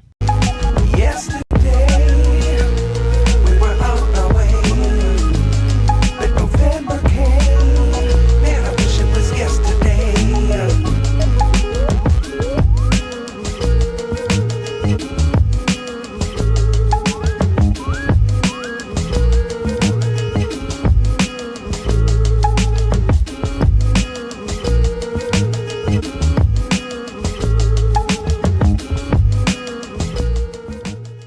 Okay, I'm going to try to answer this. I'm going to ask this and talk about this, and then he's going to start drooling over somebody you play with. Wait a minute. We should play the song. Okay. You know what, Alex? He's right. Play this. I made a song for Caleb Williams, okay? Let me hear it. Because you already know what this guy has been able to do, the incredible games. I was a believer when everybody was like, oh, this and that. Here we go. Here's the Caleb Williams song. And then I saw his toss. I'm a believer and not a trace of doubt in my mind. I'm in love with Caleb. I'm a believer. I couldn't leave him if I tried. Yeah, like that. All I'm going to say is, what a year for Caleb and those big throws and moments. Just talk about playing with him, his development, and just what he was able to bring to the Bears. Yeah, man. Obviously, he had a lot on his plate from OTAs, new coach, new playbook, and then, a short amount of time to really lock it in for week one and then continue to grow throughout the season. I mean, super proud of how he handled that and really stepped up in that leadership role, bringing everyone together, and how poised he was and confident in those big moments. And, I mean, it's just what he does. It's crazy. Are you done? No, I got one more. That 4th and 8, like that throw there, that is a throw. People, I don't care. I've been covering the league since 1987. I covered Lawrence Taylor when he played. I just want to give you some context. Yeah. I've been covering for a long. That throw was an incredible throw with the season on the line. Yeah. Like that's like you see that and you want to be surprised, but it's that's what he does. You know, that's nothing new. So yeah, shout out Caleb, man. He's a heck of a player. And you yourself, too, man, 713 yards, 6 touchdowns. Like I said, obviously, I'm a Michigan fan, so I've seen you play for some years now. Talk to me about just the league, and you know, you've been able to kind of get in and get right after it. And then getting Ben Johnson from the Lions, it hurts me. Man. But how huge was that for you, Gall? Yeah, no, that was huge. I mean, I got nothing but great things to say about Ben. He's been so great. Just from the moment he stepped in, you know, he's had a mission, and he's been confident and stayed the same throughout, and has really brought everyone on board. And I mean, you see him; he's cold as ice, man. He's just like super poised, super like this is what we're supposed to do. Like he said, nah, we're not building this to be good in 3 years. We want to be good right now. And I think everyone really appreciated that and really, you know, stood behind him, and just excited to see where we can take it. The other thing I like about Ben Johnson is the feud with the Packers and Matt LaFleur. I like it. To me, I like that because, and Aaron Rodgers talked about it, the Packers own the Bears forever. You remember he said, I own Chicago. Yep. Remember the whole discount double-check belt thing.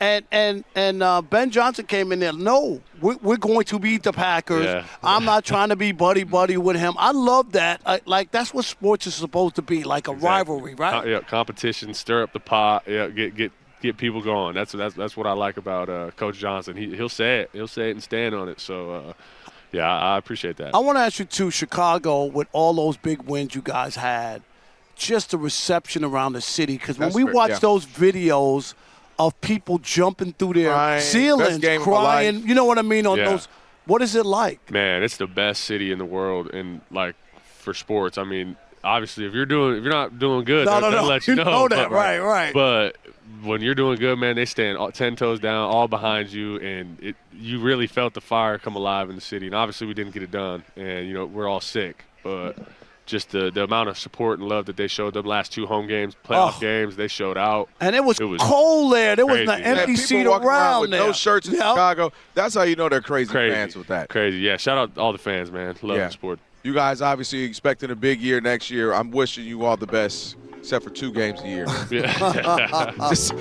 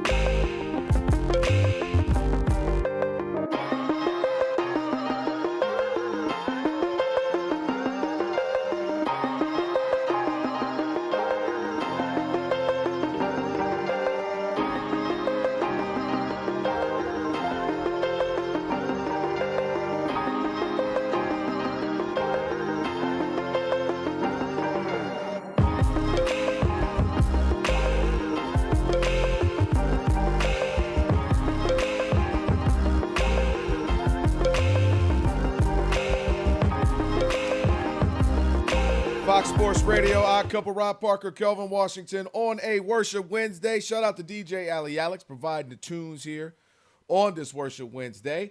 And if you're missing any of today's show, you want to check out the podcast, just search Odd Couple wherever you get your podcasts. And right after the show, today's pod is going to get posted. Be sure to follow the pod, rate it 5 stars. And then you can provide a review. And again, just search the Odd Couple wherever you get your podcast. You'll find today's full show up and a best of version right after we get done talking. Rob G will get that up for us. So we appreciate it. Go check it out. Zach Harper, distributor of The Bounce for The Athletic, Sirius XM NBA radio host. I thought that was a bad TV channel. No, The Bounce? The Bounce? Oh, that is one. That is. But I think it plays. Don't say that right now during Black History Month. That's what am I saying? I know. What are you saying? You're right. Come on. You got to wait till, we don't give it 28 days, Rob. Come on now. You're right. Don't do that. I'm going to get better. I'm sorry. Yeah, I'm a bad black guy right now. Yeah, you are. Firing Aaron Glenn. We don't have any black coaches. Come on, man. We ain't got but 3 of them, including him. Only 2 good ones. 877-99 on Fox. 877-99 on Fox. Caleb Williams. I think Rob G said he was 9th when it comes to MVP odds right now, but a lot of people are spending their money on him. Do you buy it? I know it's early, but it's never too early for NFL talk. 877-99 on Fox. Who we got? Barb in Illinois. You're on the Odd Couple Fox Sports Radio. How are you, Boobala? I'm doing good, Rob. How are you and Kelvin? We're doing good. You know, excellent, Barb. Thank you. We got a heat wave here. It's 35 degrees. Oh, I know that feels good because everybody been crying all over the country. It was 14 below here. It was cold. Wow. Anyway, listen to me, Rob. I love you. I love Kelvin. I'm sorry, but Caleb will not be MVP, although he improved dramatically. I did not see him get sacked once. Not once. And I live in Chicago. But there are still, no offense, a lot of us that aren't that good with Caleb. And you, my dear Rob, you sound like, what was it you kept saying? All the people that were crying over Shador. You're always doing the same thing over Caleb. I'm a Barb, wait a minute, you Barb. better tell him, Barb. You go, girl. Barb, I'm a You got a bromance. Got a bromance going with him, Barb. I'm really. a believer. You're not going to sing with me, Barb? I got no? You're not going to sing my song?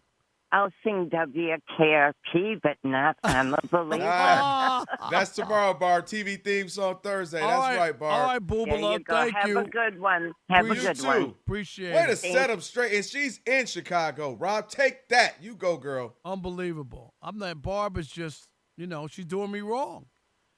Is this my ex-wife or is this Barb? I just want to make sure. All right. Alex in Atlanta, you're on the Odd Couple Fox Sports Radio. What's up, Alex? Hey guys, I really love the show. It's my first time listening, or first time calling in. I'm a big fan. Oh, I appreciate that, Alex. How far back you go with the show? I actually go all the way back to Chris because I used to watch you on Undisputed, and I was a fan of you from the beginning. So I go back to you and Chris. Yep. I love you guys, man. Big fan. Thank you. Even Alex, the engineer. I love all you guys. You guys are great. Oh, thank you. You have great taste. Thank you, my man. And you know what, Alex, you are a hidden talent. That's right. That's pretty good. Pay no attention to that man behind the curtain. Pay no attention to that man behind the curtain. Hey, what we will say, Alex, is we need everybody that makes this show. It's not just me and Kelvin. They all make it. Oh, yeah, without a doubt. Without a doubt. Amen. Amen. Yes. So Alex, what if you got? want to fill in for me, too, fill in anytime. Hey, Alex is indeed a hidden talent, too. I agree. But I was going to say I never miss a show. I never see it, so I never miss it. Hey, they cooking today, boy. These calls are cooking. I like it. No, Alex, you pulled it out of your bag on that one. I mean, that's my classic, though. That never gets old. I don't care what anybody says. It never does. It's a classic. But I just pretty much just wanted to say that I think there's and I give you credit, Rob. You were right about Caleb Williams from the beginning, but I just think that there's just too many other faces out there. That you have the OGs coming back. You have Patrick Mahomes. You got Josh Allen. You got Lamar Jackson. It's true. It's going to be so many different names. Yeah, there's a lot of guys that are up for it, no doubt about it. And he would have to really, turn it up a notch and play better throughout the whole game, put up some other numbers, but he has a little bit of magic that could if he were to do that, Kelvin, I'll say, like have kind of a couple of games like that and then have a good season and they win a division again, people will be like, man, he has something going. I don't disagree with that. I think like the a curiosity carryover, is there now. I agree. To pay attention to him. I just think when we guys like Lamar put up 40 touchdowns in their sleep when he's healthy. And he didn't win. Scary about.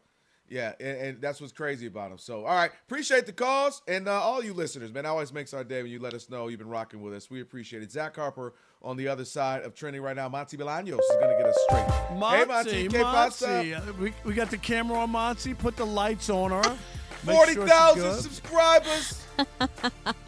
Guys, we've got a full night of NBA games, so stay with me, and I mean a full slate. Late in the first quarter between the Clippers and the Rockets, Houston is up right now 24-20. Amen Thompson does have 8 points. Also late in the first where the Timberwolves are up on the Trailblazers 23-13. Heat over the Pelicans 28-21. Halfway through the second quarter, the Pistons have a 45-34 lead over the Raptors. Paul Reed has 16 points for Detroit. Karl Anthony Towns has 14 points, and the Knicks are trying to pull away from the 76ers. They have outscored Philadelphia 23-9 in the second quarter. New York is up right now 59-32. Late in the second quarter, the Nets are up on the Pacers 57-47, while the Celtics are just pulling away from the Bulls. 72-44 is the score. 72, and we are not at halftime, just so you know, in Boston. Halfway through the third quarter, the Bucks lead the Magic 62-61. Early in the third, the Hornets are up on the Hawks 68-52,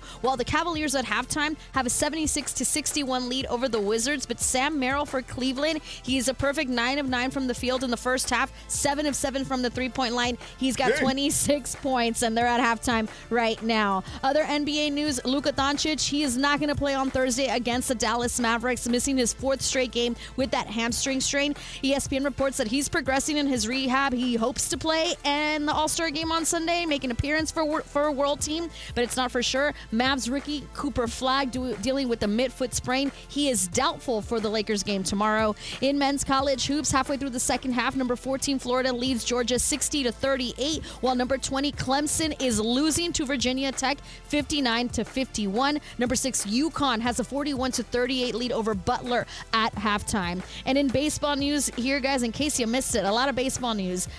Mets shortstop Francisco Lindor, he's going to miss 6 weeks of action following surgery to repair a fracture in his wrist. Orioles second baseman Jackson Holliday is going to miss the start of the season because of a haymate bone fracture in his right wrist. Diamondbacks outfielder Corbin Carroll, he has a haymate bone fracture. Man. I know, he's going to miss the World Baseball Classic.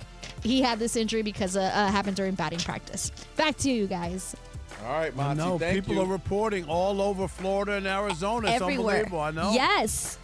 I had to look up what this haymate was. You know what? I had one, a haymaker, but that's something different. That's not it. Rob, That ain't caution. Heavy on the caution there, Alex. Thank you, Monty. Jess. You should see Alex. Subscribers went through the roof. Alex is like disgusted because he's like, we're trying to keep this guy employed. We're And trying. we're trying. Yes. Boy, you don't make it easy at all. I'll tell you that. It's the Odd Couple, Rob Parker, Kelvin Washington, on a Worship Wednesday. And we are joined now by Zach Harper, distributor of The Bounce for the Athletic, Sirius XM NBA radio host. Obviously a big week for the NBA. Zach, thanks for joining us. You got the All-Star weekend happening. You got a bunch of different conversations happening as well. We're going to start here. Rob and I, Zach, we're talking about it. All-Star weekend used to be such buzz in the air. If it was in your town, obviously in LA this year, it just doesn't feel it. Rob, tell me if I'm wrong. You don't really hear it. You don't really feel it like you would have normally.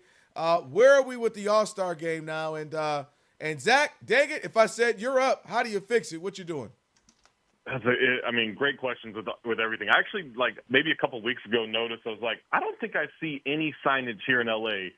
for the All-Star weekend, which is Isn't that weird crazy? Considering it's here, right? And then I finally saw something like at the Grove the other day, and I was like, okay, so people are aware that it will be here in a couple of weeks. And so it's here on Sunday. You're right. It used to be a major deal. It used to be one of the biggest events in sports every single year. It's lost its luster. It all comes back if the players care. They're trying a new gimmick this year with the international versus U.S. much like a few of the other gimmicks that they've tried over the years, I bet it works the first time. It's about sustaining it, right? And so it really you need to find a way to get the players to buy in. I don't know how you do that. I think, like, if you want to do the international versus U.S. thing, it can't be this round robin thing. They did that last year. There was too much time in between games. Yeah. You got to treat it like pickup basketball if you're going to do that way. So maybe you do it just straight, like 12 U.S.-born players, 12 international, and people are like, ooh, that's not fair. That's such a disparity. Okay, well, you shouldn't have screwed around with the competitiveness of this game to where we have to do stuff like this. Right. That's where we are now. And I did see, you said you didn't see any signage or anything around. I did see a homeless guy using an NBA banner for that as a blanket, but that's another story. Was that in San Francisco when we were there last week, or was that here? I'm sorry, Zach. Zach, it's so bad that even Nick Wright, friend of our show, and Bill Simmons even kicked around, and I know most of it was tongue-in-cheek, but the black guys against the white guys. I mean, where are we? I mean, I just cannot get over where we are. And do you expect anything different? And what I mean by that is for the players to care. I don't care what the format is. I don't think they care enough. Yeah, I mean, I think that's something that has to be, like, regrown generationally, right? I think you could get guys like Victor Wembanyama to be like, no, we're taking this seriously. This is competitiveness. That's one dude out there. He may get 3 or 4 other guys, but you have 24 All-Stars. Yep. So you have to get everyone on board. That probably takes a few of these times to get that kind of competitiveness back. And even then, like, that's a real tricky pendulum swing, right? Like, you don't know that you can keep building that competitiveness. So I almost think it might just end up being blind luck. If this is close going into we don't even have fourth quarters anymore, but whatever the last moment of the game is, if it's close, then I think you get the competitiveness. But that's all pretty much luck at this point. Yeah, hey, Zach right now, Zach Harper's on with the Odd Couple on a Worship Wednesday. Rob and Kelvin. He is the distributor of the Bounce for the Athletic Sirius XM NBA radio host as well. I want to go to this. You wrote that article about the Jazz and finding loopholes. I thought it was interesting. We had a chance to talk about it in our first hour. The Jazz, they're not playing around, Zach. They're literally, hey, were you going to play Lauren and Markkinen or Jaren Jackson Jr.? No, not even playing them in the fourth quarter. They're not even hiding the tanking. Tell me more about the fact that they're technically playing the players, but they're not playing them in crucial moments so they don't mess around and win. Yeah, I mean, you have this player participation policy now, right, that got implemented last year because we had new broadcast partners coming in. You got to make sure that people spending billions are happy and comfortable about this. And so you do have this policy where teams can get fined if they keep their All-Stars out. Jaren Jackson Jr., former All-Star, Larry Markkinen, former All-Star. The thing is, it doesn't tell you when you have to play them. So they play them 25 minutes, and then fourth quarter comes around like, you guys are cool. You can take your sneakers off. We're good. Like, we're not doing this the rest of the night. And so it is blatant tanking. They are using them, as one Western Conference executive told Mark Stein, who does a great job covering the league, says you can't have the league come in and tell you how to use your players, which is true, which is why it's a brilliant strategy. The fact that we're talking tanking before All-Star Weekend shows that it's the worst it's ever been. But you have 10 teams tanking. Zach, here's how I remedy that really easily. The team with the worst record is guaranteed not to get the top pick. How's that? I think you go further. Do you know what I'm saying? Like that. Oh, for sure. This will at least you can't play for the worst record because you will be guaranteed not to get the top pick. You'll get a pick, but not the top one. And I think you got to make it where you could really lose out by doing it. I think you go further, and it's just an unweighted lottery. And people be like, oh, they're going to tank out the playoff spot. They're not tanking out the playoff spot. They want the playoff money no matter how short that is. They want the playoff money. And two, people are like, oh, well, that's not fair to the bad teams. Here's an idea. Run your team better. Don't be so bad that we need to save you with a number one pick. I get that, but my only problem is if you did that and the first 3 years OKC gets the first pick and the Knicks get the next year, you know what I mean, and the Lakers – we're only doing this for the teams that don't make the playoffs. Okay. We're not doing for everyone. We're not doing 1 through 30. Okay, that's what I'm saying. Yeah, you got a 7% chance. You can't do that. Exactly. That's what I'm saying. No. It can't be where everybody's in the lot, everybody's in it, and it doesn't matter. In this way, you can't just tank because you might not be. That's why I'm like, penalize that last team because that's what people are trying to do is to be the worst team, and that's where you got to try to cut it off. But it's bad. I'll be there. I used to go to all of them when I was an NBA reporter back up covering the Nets and the Knicks back in the 80s. You know what I mean? And I just can't get over where this thing has gone and fallen.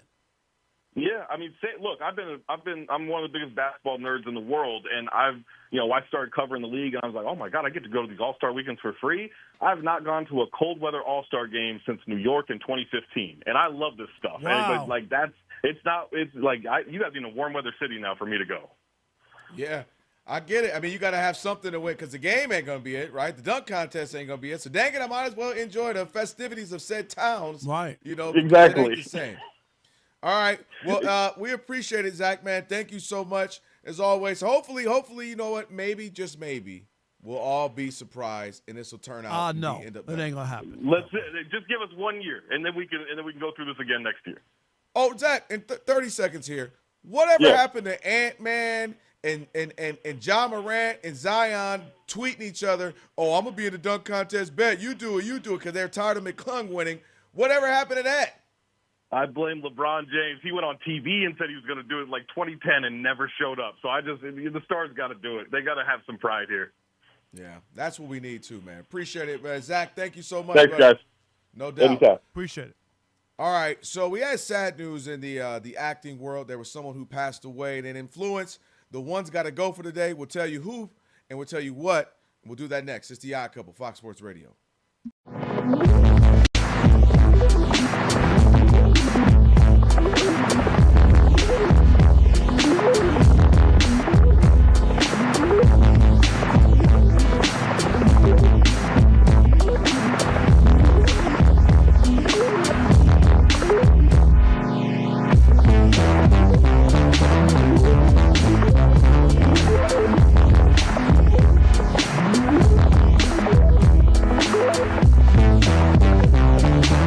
So, guys, I know that they don't have a top-flight quarterback.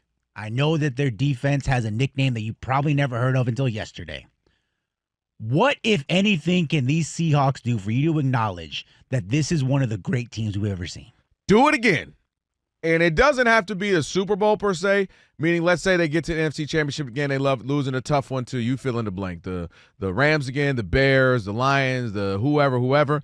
The reason, Lions and Tigers and Bears. Yes, oh my. The reason that matters, Rob G, is because typically when we talk about the teams that are great, they had a year, 2 or 3 of run. Then that's how they get a nickname, Robert. That's how they get that rivalry. It's not a one-off. Right. This is a one-off. So far, yeah. And obviously for them, they would say, hold that thought. But that's why it matters, Rob G, because this same team was not in the playoffs last year.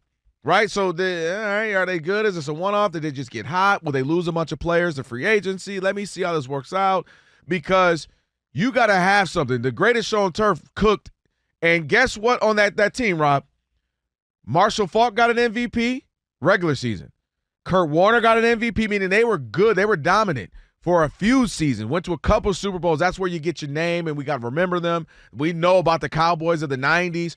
So, to me, it can't just simply be where they were really good for a handful of games, throughout the season, and then just went back and they were 10-7 next year, maybe don't even make the postseason, and then we just forget about them. So they have to have. I'm not saying that in a 2 to 3 year run, they got to get back and make some deep playoff runs. Otherwise, just be like, remember that one random team that won, and okay, cool. There. Yeah, no, I think we're on the same page there. It's just. And all year long, Rob G, you said they finished with a 10-game winning streak. And even throughout the whole thing, people still weren't buying into them. That's true. Like we kept talking about it. How come people don't think that the Seahawks, because they still were questioning Sam Darnold, saying, like they came out of nowhere. Are they going to eventually just have that bad game and lose, and that'll be the end of it? And it never came. So it's hard for me to look at them, and I know. And then some of the other defenses that we talked about, Rob G, that Ravens defense, which was just, that was one of the greatest defenses of all time. Man. The other one was that Bucs team. The Bucs team. Rob G and I talked about this earlier. they didn't just get they ran balls back. They were scoring, right? And that Super Bowl against your Multiple Raiders. times, Did right? they have 3 touchdowns? Did they run 3 back? Like that was an obliteration. That was the first time I think the number 1 defense played the number 1 offense, right, in the Super Bowl. Rich Gannon was the MVP. Yeah, Rich Gannon had a great year that year. And they got beat down. And again, look at that team, Rob G. What do you always like to bring up, Rob? That team had been great, wherever you want to call it. Great is only when you win, then they had been really good. They just couldn't get over the hump, right? NFC Championship games, we would lose to the Eagles. They were right there. We knew the names: Warren Sapp, Derek Brooks, Rondé Barber, Booger McFarland. They had John Lynch. Their team was insane. No, they had nothing but they just couldn't get there. So finally, when they did, they made the coaching change. They made it. That's what you always bring up. So then you go, oh, see, we knew they were really good. Now they finally had that shining moment. And then they were good the next year. They just didn't win it all. So they had a nice year run where we're like, ooh, I'm telling you, they're right there. And that's what the Seahawks would need. Because this is they've been bad for 3 years, or at least they had 1 year playoff with Geno a couple years back. But you need more. So if they come back next year, and I'm not even saying they have to win a Super Bowl. If they get to the NFC, it's a really good game, and because then you go, oh, shoot, they might But be you know back how the next NFL year. is. They might not make the playoffs next year. Oh, we see first to worst. Oh, we see the runner-up in the Super Bowl. We just saw not Kansas even make City the postseason all the time. So is your issue with this team that they just don't have right now what you consider to be the high-end talent that those other teams did? It's not that the talent, we don't know if it's sustained. Because you mentioned the Ravens, right? That Ravens defense was awesome. So of the last 26 years now, this Seahawks defense ranks metrically 3rd best during that run. Ravens are 1. The Bucks you mentioned are 2. Yeah, those 2 are without 3. question. The right? difference Am I right? is that this Seahawks team's offense blows those other teams out of the water. But you never are going to romanticize this team because it's, Sam Darnold is whatever. No. Their Super Bowl MVP didn't score a touchdown. But the point you just made is what makes those defenses even better. Is that they didn't have the cushion offensively or points. But what about the team in totality? No. I know what you're saying. Because this team scores out higher than the Legion of Boom team that everybody seems to love. Okay, I get that, but I'm just saying, like for those other 2 that we're talking about, they had the run game and they could even throw it deep with Russell. And he wasn't quite in his bag. He wasn't there, right? 2 years later, but I'm just saying, like when you look at it and go, they didn't have much to work with offensively. They had to hold teams in order to win, and they didn't. And I'm going to add to your point. The reason why we won't think of this team like that Ravens team, that 01? I'm going to tell you why. That team couldn't allow no daggone Rams team to put up 500 yards in them.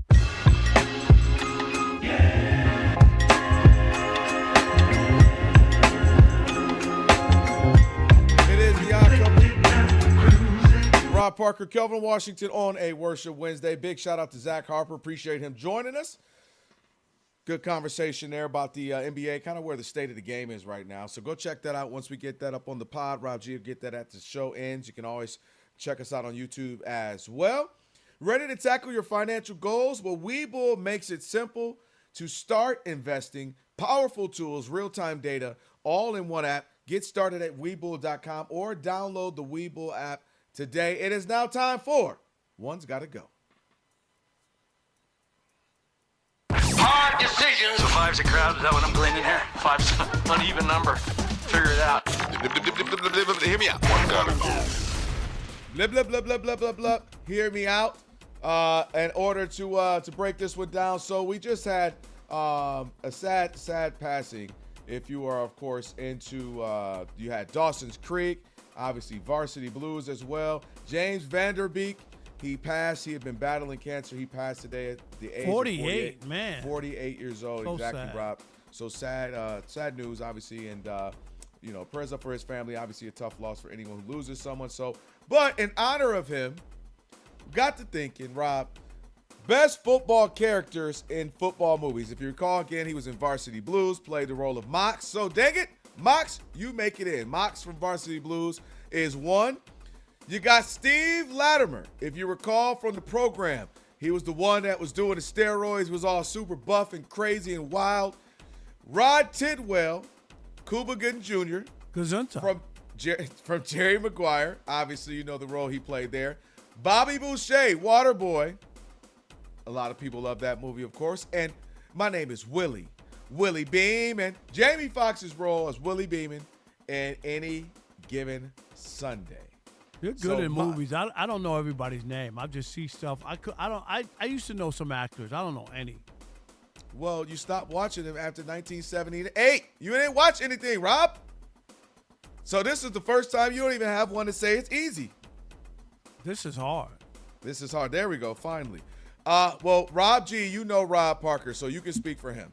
Rob G, Rob Parker, Monty, Alex. Alex, I don't know if you saw these movies. I could be wrong. Why? Because they're sports-related movies. I've seen a Why few. you gotta do? Yeah, Alex. You know. No, just because he spends it. You know, I didn't say he wouldn't have seen them. I'm saying seen them all is what I'm saying. Not that he didn't see a few.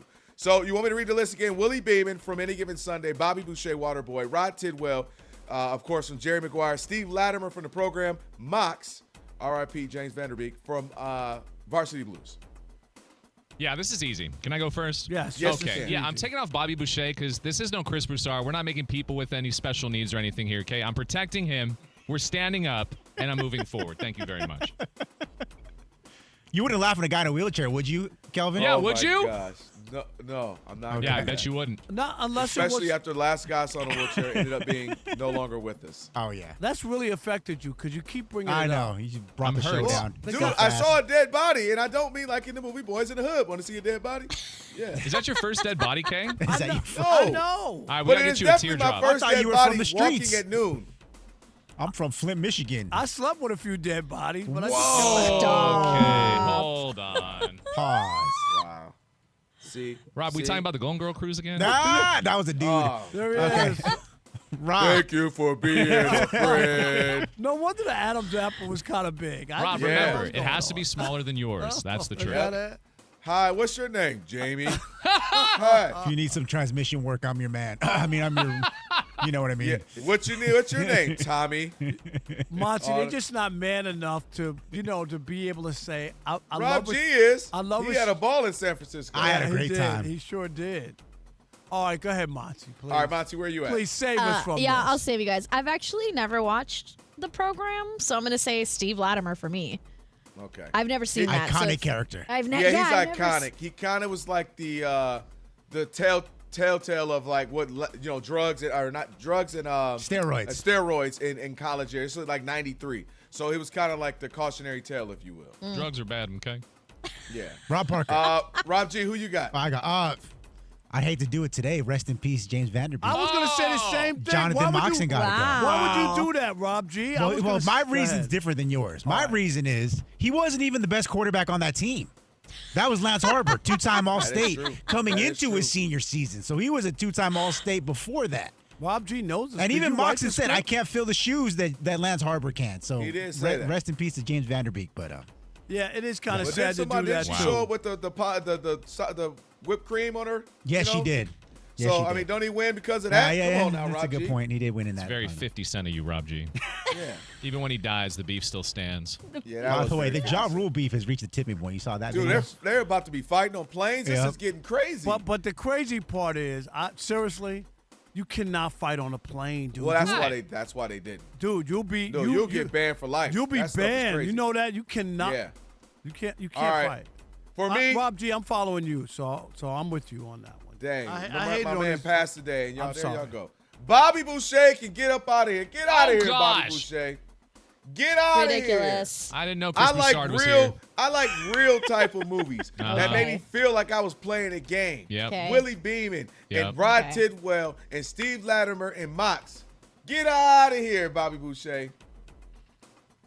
All right, What's that's all I have. anti-paralegic? What's anti-paralegic?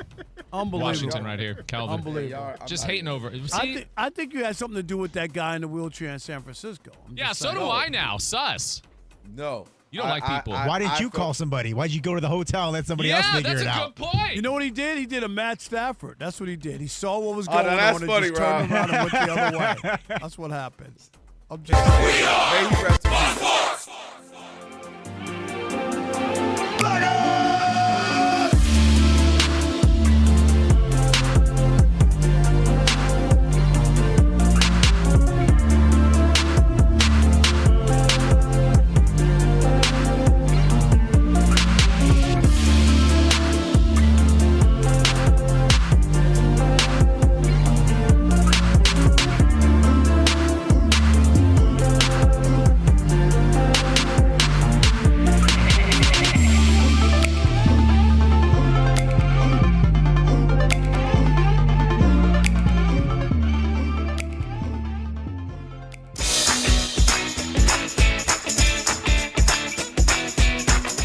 Odd Couple. You know what time it is. It's your boys. Let's get it. The Odd Couple is fun. Check. And informative. Check. What's up, America? You want to talk sports with 1.5 of the best-looking guys in the game? That game was incredible. You are wrong. You'll be king of the water cooler. What's it like working with Rob? Rob in his mind is like Chris Rock mixed with Richard Pryor, so I'm running out of fake laughs. Ha ha, Rob. Rob is very passionate. Son, you ain't ready for this. Well, I don't have BS in my game. I'm straightforward. I'm honest. You say Brady's the greatest quarterback of all time, but Eli Manning beat him twice. And, of course, it doesn't hurt that I'm right most of the time. Kelvin is the nice guy, wants to make everybody feel warm and fuzzy. You done? Let me tell you the truth. I bring the energy, a youthful energy. Rob's not going to see this, is he? And I bring an honest opinion. Michael Jordan, I can't take it anymore. I need a break. I'm going to go play baseball. Trash Talking Tuesday is the best. It's a great opportunity for folks to call in and they get to trash whomever. Who you trashing, Roger? I'm trashing LeBron James and Michael Jordan. Oh, okay. They can't even hold Wilt Chamberlain's shoes. Stop talking about the king like that. It's a new era. Let LeBron be the best, please. I only recognize one king in the United States, and that's Burger King. The connection with the Odd Couple audience is incredible. We really invite them in. And they can relate, whether it be things about our own personal lives or our takes on sports. Love you guys. You guys are killing it. Hey, we appreciate you. Thank you for rocking with your boys. They feel like it's just my guys, just my friends, and they join right in on the show. We talk with the listeners, not at them. Obviously, you can listen to us live, but you can still check out the podcast. You can check out our YouTube. You can check us out on social media. So in any way you want to get it, you can get it. Yes. There's some yelling. It is some hot takes. It's a whole lot of fun. I'll give you that. It is fun. I agree. Begrudgingly. The Odd Couple. Sports talk that's too good and too fun.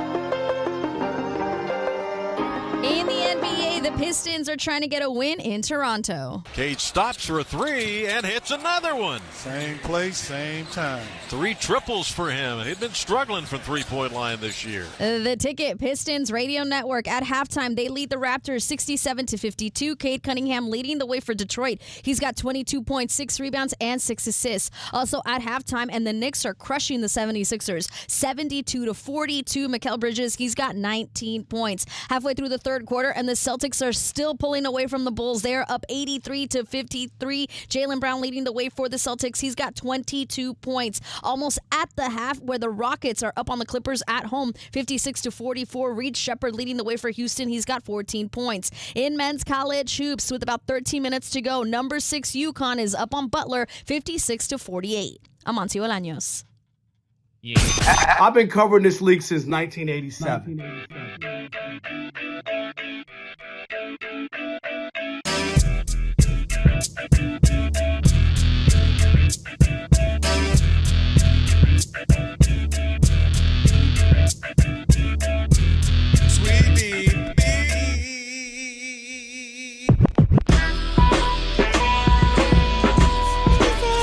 Can this sports writer and this sports fan share a radio show without driving each other crazy? Now, live from the Fox Sports Radio studios, here's Fox Sports Radio's Odd Couple, Rob Parker and Kelvin Washington.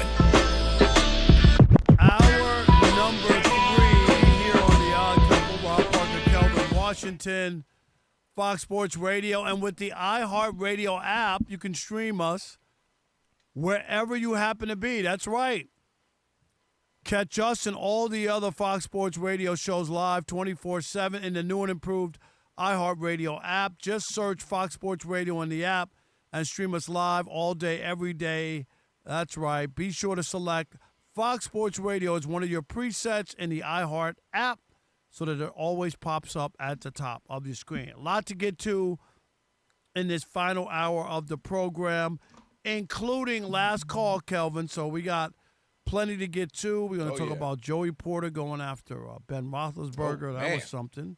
And a couple of other things. But first, before we get there, I think we have a cake. We know we're dealing with Cake Gate here. Dun, dun, dun. On the We have an Couple, update. but And we do. Cake Gate. Cake. Shout out to Rihanna and Chris Breezy back when they were, a thing before somebody had to go AWOL. Now we have to update you on Cake Gate. Elijah, put the camera on me. Rob Parker went out of his way to buy used frosting. What I mean by used is nobody wanted to use it. And so he gave Ricky basically a requirement. Said, Ricky, I need you to ask your girl to make a cake for me with these products. I have an update, guys, from Ricky himself with a picture. Okay. You guys are ready for this? What? With a picture? Not only is there a picture with different items in it, please lower the music, Alex. Thank you so much. Thank you, Alex. It literally says, cake update. My girl just bought Rob Parker frosting that's not expired. What? Oh, man. What? And I followed up. It's worse, Rob. I followed up and said, yo, Rob G said, dang, y'all fluff Rob too much. And this is his response. Tell Rob G we would do it for him, too, if he gave us expired frosting. But he wouldn't. Purely a Parker move. That's no doubt about it. That's unbelievable. Man, listen, the people have to prop you up. Is just they knew you would get them expired products, so they said, go ahead, go to Ralph's Bay, go get some new stuff. I didn't want them to spend money on it. You want to know what's crazier? So not only are they going to use the Oreo cake mix that you gave them, but they bought special Oreo whipped frosting and Oreos to put on it for you. Wow. I wasn't expecting all that. Boy, I tell you. You know what, Rob G? Put the camera on Rob G. I agree with you, Rob G. You're right, Rob G. The fluffing has gone too far, Rob G. I try to tell you. Ricky, you know I always say, Ricky, like his boys in the hood, but dang it, you went too far. The man insulted you. He circumvents around you, went straight to your lady. No, I didn't. Got I her went to baking Ricky. cakes. I went to Ricky. Got her baking cakes. Now y'all out here spending y'all hard-earned money and time in Ralph's grocery stores trying to find some cake batter. Hey, how you doing? Where's the cake batter? Our friend gave us some expired cake batter. No, what? Look, you guys. This unbelievable. is where you guys. The difference between like Ricky. Now Alex is in my camp, but Rob G and Kelvin, you guys are just haters. Like a friendship, Ricky is like, yeah, he's a bachelor. He wants this cake. It ain't the end of the world. I'm not asking her to spend the night. I'm asking her to bake a cake. Whoa. And look, Rob G, put the camera down, Rob G. What? Look at the extremes. We went from baking cakes to he trying to steal her cakes. The man said, it ain't like I'm trying to sleep with her. There wasn't a middle ground to use, Rob? No, I'm just saying, like, it ain't the end of the world. She could have said, you know what? I'm really busy. No, and I can't you make put the pressure on her. No, I didn't. Right? A national radio show. Gee, you He's think like, she folded because of that? this is what happened. Yes. No. Yes. Her reputation to be slandered nationally on Yes. these airwaves. He like, babe, listen. She's like, no, I ain't baking no man a cake. You know how much time? I barely got enough time for me and you as is. And he's like, babe, look, it's a national show. And if you don't do it, he's going to blast us. He's going to talk about it. So you got to do it. Come on, babe, please. And then she sent that man to go get some late night Vons. They went to the grocery store to get new cake batter because you sent 3-day-old expired cake batter. And then she was like, no, he would never do that. And he's like, you should see what he said about Bill Belichick. Trust me. All I would say is, you know what? I would say thanks. She apparently didn't want to make a cake for a black guy. I just have to accept it. Yep, there you go. Gotta be racist. Now Ricky got the racist girl. See what I mean? That's how it starts right there. Boy, I tell you. Can't believe Ricky. Rob G, I'm with you. Ultimate fluffing. Alex, you are no longer a fluffer of the year. Thank you. What? Alex has never been a fluffer. And I'll say this, like, Rob Parker literally has Ricky in a chokehold because Ricky loves and rides or dies for Rob Parker. He could literally went up and be like, Ricky, come here real quick. Now listen, I got the frosting half off. I got the cake mix. Just send your girl over for 30, 45 minutes to show. It's okay. You can go on FaceTime, but just show me how to put it together and I'll send her home. And Ricky would do it. Ricky would do it. Unbelievable. You guys, Rob, that's your what obsession with other people's girlfriends. Oh, I love that song, by the way. Thank you so Jay-Z much. And Drake. Pound cake. Yeah, your obsession with everybody else's girlfriends and wives is awesome. It's wild, dude. It's in the last 72 hours, but at the time it was the first 48, like the TV show. In the first 48, I saw you drooling over Aaron Maller, and then I heard you asking Ricky's girlfriend for a cake. This has gone too far. In 48 hours, what I witnessed, Rob. I'm guilty. I can't even. I'm guilty. Guilty as charged. I can't even. You know, when I saw Erin in San Francisco, I was happy to see her. I don't get to see her. That was the best thing you ever did, Rob. That was amazing. Said, I'm guilty. Like, hey, what you want from me? I can't even lie. Oh my gosh, that is freaking hilarious. Crazy. Well, I don't even. Where can you go? There's no shame, so I don't know what else to say. I can't wait for the cake on Monday. I'm gonna share with everybody. Oh boy. All right. No, you know what? Don't give Kelvin or Rob G any. They don't support this. No, they won't be here anyway. It's a holiday Monday, so they won't be here. That's right. What I'm gonna do, Rob, when you're important, you get holidays off. I know. I'm not that important. And you know what, Alex? I'm gonna bring in. When's the last time you had a glass of whole milk? It's been a while, dude. Yeah, I'd imagine you'll pass on that. I'm gonna bring in a container of white whole milk. Expired? Why or it got to be still? white? Because you know, the chocolate. I'm not with the cake. Oh, we know. A little bit racist. We know. That's got to be I racist. see what you get all excited for when we got 6 TVs in front of us. You don't never get excited, but boy, when the non-chocolate milk come up on TV, boy, you. I love milk. That's why I'm 6'4" and strapping. You guys are shorter. You know, you guys didn't drink milk. Well, you're strapping because you strapping them on all right, the pounds. Okay. We'll talk to you in a few weeks when you start losing them. That's all right. This is par for the course, right? It is. I do You're this all the consistent. time, and I will get. Yeah, I'm on the roller coaster, Rob G. You know that, and I put on a few pounds. I've been eating this. I'm guilty. Say that for me, Alex. But oh yeah, I'm gonna get this done in 2 months. 2 months from today, I will be inducted into the Black Sports Writers Hall of Fame in Greensboro, North Carolina. So I will lose a few pounds for that. You know what I mean? In the next 2 months, and then for NABJ in August, you wait and see. I'm going to be a show place for that. That's the big. Of course, because you got to look good for Cinnamon and them at Magic City. you got to get right for your girl. It's going to be a good time in Atlanta. All right, Rob G. Something happened in the NBA with LeBron last night that changed the course of NBA history. That's right. By him not playing, which we talked about, he will now see his All-NBA consecutive streak end at 21 years. That's right. For the first time in over 21 seasons, LeBron James will not, NOT, be a part of the All-NBA team at the end of the season. And that's a good thing. And interestingly enough, before the game, J.J. Redick spoke to reporters, and they asked him about the 65-game rule and LeBron's streak being over, and he said that the games played threshold should be used more as a suggestion to voters rather than a hard and fast rule, adding, quote, I think it's fine to have some sort of guidance for voters, not necessarily having a hard and fast rule. It's interesting that we would talk about LeBron because LeBron, of course, is the king and the biggest name here in sports, in the NBA at least. However, he's not the only player who is either eliminated from consideration or on the verge of being eliminated from consideration. Here's the list, guys. You got LeBron, number 1. He's out. Giannis, He's not considered anymore as well. Steph Curry, 2 games away. Wemby, 3 games away. Kawhi Leonard, 4 games away. Luka, 4 games away. Anthony Edwards, 7 games away. That's not including Nikola Jokic, who's right there as well, had he not come back a couple of games ago. So, guys. But he came back because they knew what they were doing, didn't they? They did. I'm serious. Like, so he's got a chance to win the MVP. Yeah, here's the question, fellas. Now that we've seen this 65-game rule in action, and a lot of the best players are not going to be eligible for All-NBA, can we finally admit that it's a dumb idea and it's got to go? No. I ain't admitting it. Dang it. There was a reason why the rule had to be implemented. Because we were losing best players playing. We weren't getting those matchups we wanted. Primetime TV events, you weren't having a plan. A la the Lakers last night, missing 4 of their starters and star players.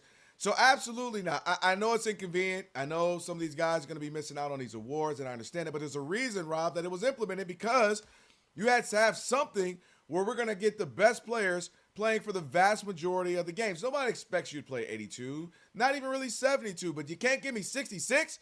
Then why should I be considering you for an award if you're missing, a third of the game? So I understand people saying it's not fair. But when you go back, and dang it, I hate to be that get off my lawn guy. You know I don't like to be that.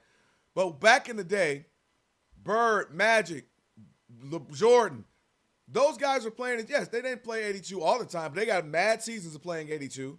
They got some playing 70, 75. Like, you just played the game. If they played 75, people would be okay with that. It's just, like even 72, it's like, all right, in a whole 6-month season, give or take, you miss 10 games. I can live with that. Or you miss one game a month, right? That would be like something nicked up every now and again. But every little nicked up bruise is 2 to 3 games out, Rob. Yeah, I told you before. And I think I have the best solution. If I get to ask Adam Silver a question at the commissioner's press conference, I would definitely throw it out. Why? Like, what they should do to really control it is you miss a game, Kelvin, and I'm talking, you got to miss 3 games. You got to miss 3 games, not 1. Can't take a night off against a bad team, you know what I mean, to rest up and whatever. Then you'd have to miss the next 2 games. It would stop people from doing it. Or if you take off with a questionable injury to be determined by the league, you get zeros in your stat line for that game. People aren't doing that. You know that. Because your scoring average and where you fit in the league would take a big hit if you had 8 or 10 zeros in games across the board. And that's they have to get back to that. But I'm good with this. I am totally good with this. And they had to do something, and tough luck for all those guys. Tough. You guys are missing a lot of games. You shouldn't be evaluated on the same par. Like any other sport we talk about all the time. You can't play 90 games and win the batting title in baseball. You got to get 3.1 at-bats per game, right? The average. Right. 3 point, no matter what. That's what it is. And you have to have a minimum amount of at-bats in order to get there. A lot of guys get 4 games, so you just need 3.1. So you can miss some games, you know what I mean, and still have enough plate appearances to qualify. So that's where they need to be. And the only way they can do it is with games in the NBA. No, you're right. And if you look at, like, we just had the NFL season, so I use that as an example. Like, you're not going to win the MVP. You play 10 of the 17 games. Right? I don't give a dang how amazing you were. No matter what They're your numbers, just not going to give it to you. You got to probably play 17 games now in the last handful of years. 15, probably, I guess, at 15, minimum. Unless and 14 is you had that still threw for 4,600 yards and 38 touchdowns. That's it. So the idea that, oh, man, it shouldn't matter. No, it does matter. Because you had to have an imprint on the game, an imprint on your team, an imprint throughout the season. We really can't talk about the season without talking about you. And so, therefore, you had to play a vast majority of them. And I don't think that should be a big deal. In fact, I think guys should be playing so much, Rob, that we actually end up forgetting. Like, oh, yeah, I forgot that rule existed because guys are just playing and they're getting an opportunity. Now, again, if somebody wanted to lower it to 65 or something, okay, but the idea that it needs to go away or that it's there for a reason to me. No doubt. 877-99 on Fox, 877-996-6369. Does the NBA need to get rid of the 65-game rule? Yay or nay? We'll continue that conversation next with you. Rob Parker, Kelvin Washington, where we deliver insight, not noise, right here on Fox Sports Radio. Stick and stay. For one of possibly the greatest Rob Parker drops ever in the U.S. of A. Damn.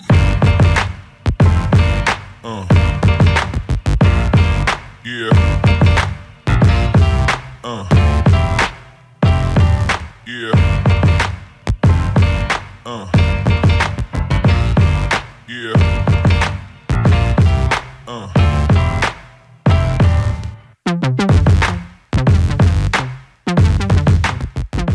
The narrative, just like it flipped for Sam Darnold, has completely flipped for Drake May and these Patriots. And I think that's bogus. We talked about it, and I agree. The schedule was easy. One of the things leading up to the Super Bowl, as we talked about it in San Francisco, I mentioned it. I said Drake may have been sacked 15 times. The offense was scoring only about 10 points a game. And I said, this is going to be a tough game for them going into the Super Bowl. But one of the things, I wouldn't jump off the ship if I was Dre in the Commonwealth. And folks who maybe are Patriots fans or folks who obviously watch the game. He better call where's in Dre? today. Yeah, the Commonwealth. Thanks for taking my call. Here's the thing I'll say, though. You and I sit up here all season. One of the things that were consistent was we knew how great that Texans defense was, right? That's a Super Bowl caliber defense. We knew how great the Broncos defense was. Number one in sacks. They were getting after it all year. And we also knew the number one defense, statistically at least, was the Seahawks. So I'm looking at this as the Patriots. You finally got your just due at the end. What I mean by that is you had to run up to back, three of the top three defenses in the entire NFL, and you had to play against them. Now, you were fortunate. Your defense is really good as well, and you got after C.J. Stroud. He gave you a bunch of turnovers like a bakery, as you like to say. And then the Broncos, you play Stidham instead of Bo Nix. And then finally you got into a complete team in the Seahawks with their quarterback, the running back. Everybody's, healthy and ready to roll, and you got beat down. Point is, I think they saw we took advantage of a soft schedule. Drake May can sling that thing and can run. And a couple other things. I don't like the way Josh McDaniels handled the game. Second half, you go in that thing, all right, we're down, what was it, 12-0? All right, we're still in this thing. Adjustments. There was no plays. There was no RPOs. There was no, we're going to let him get out there and run so they kind of back up a little bit or have to spy on him a little bit more or something. There was no adjustments. We talked about it with Sean King. No quick strikes. No, we're going to just throw a slant to Diggs or the booty and get it in their hands and let them cook. It was drop back, which was not working. There was no moving tight ends to block that left side that has two rookies on the offensive line. Point being, I think there's a lot to learn from this team. I think there's a lot to be had. I think they can see where their shortcomings are. They're the youngest team in the NFL. So I would say there's still some optimism for me if I would be the Patriots saying, all of these things considered, we had a really good season, and we ran up against a historic gauntlet of the Texans, Broncos, Seahawks, defensively, and that was a tall task that I don't think pretty much any team could get through all three of those unscathed and actually win all three of those, Rob. Well, I get that, but I think, as Sean King even mentioned, when you talk about the NFL, you could think you have something going, and next year you're going to get – this was a golden opportunity, and that's how they got in. They snuck in. People questioned them all year. They kept winning. Things lined up for them. They did just enough to win. What was the playoff? What did they beat the Bills? 10-7, right? I mean, the Broncos. Broncos, 10-7. You know what I mean? Like, they did just enough to get it done. And now you got to – there's going to be a reevaluation on the Patriots. Are they automatically going to be the team to beat in the AFC next year? I don't think so. I think there's 5 or 6 teams I would pick ahead of them next year, and there's work to be done, including from Drake May. That was a little, I don't know about the 5 or 6. I give you 2 or 3. There's a few teams. Dude, any team that Baltimore, Lamar's on, there's I'm one. serious. I'd say that's one. I'm with you on that. Then you could also talk about the Bills. You could talk about,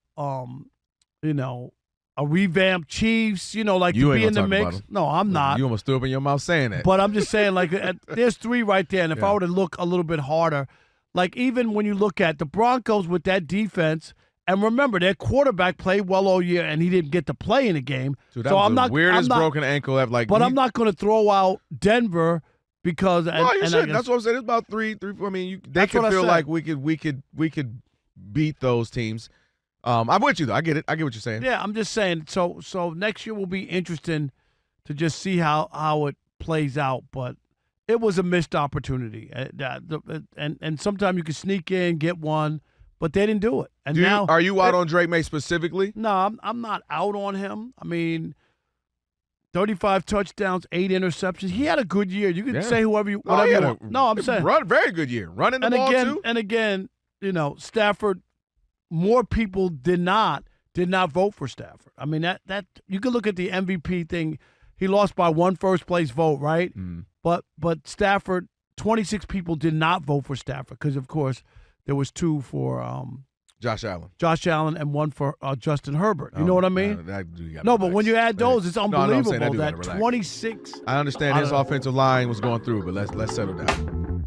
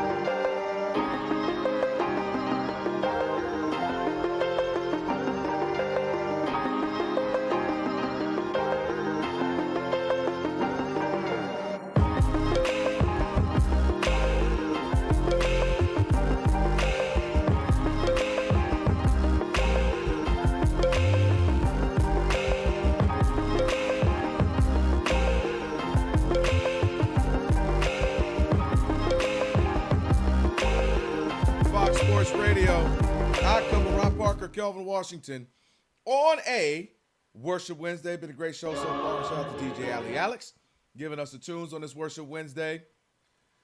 Joey Porter has some words for Ben Roethlisberger. We'll get to that in just a little bit as well.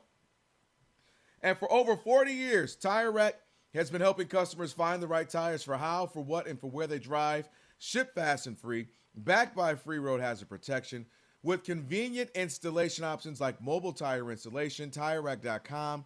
It is the way tire buying should be. All right, Rob, 877-99 on Fox. You and I are talking about some people are mad about the 65-game rule in order to win an award. LeBron will now miss the chance to be All-NBA for the 21st. It would have been his 22nd time had he had a chance to do it. I actually, you and I, one of the times we agree on something. I like it in the sense that you had to do something to incentivize guys to play, stop the load management. And so, hey, I say it doesn't have to go away, at least not yet. If maybe I start feeling like more guys are playing more often, maybe I change my mind. 877-99 on Fox. Who we got? Let's go start with Adam in D.C. You're on the Odd Couple Fox Sports Radio. What's up, Adam? Guys, my favorite radio show, man. Hey, listen, it's this old saying. I don't know how it quite goes, but it's something like the grandfather will crawl so the grandfather can walk, so that just the son can drive, then so the grandson later going to mess it all up. Anyway, I don't know how the code goes, but these guys. Hey, we get what you meant. You know what I mean? And I feel like we just at that precipice of the NBA where these guys are extremely soft. I'm sorry to say it. I know I'm 5'6", 160 pounds. To call them become athletes soft is a bit, but man, they are soft though. And LeBron's the king of softness.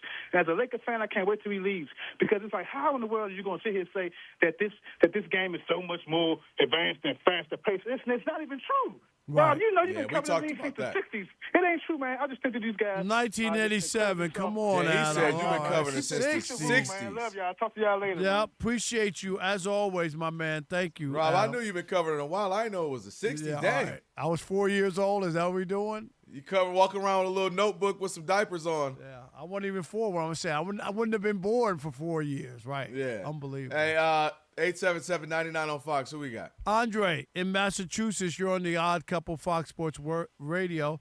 I do want to know what's going on in the Commonwealth. They're still crying over the Patriots?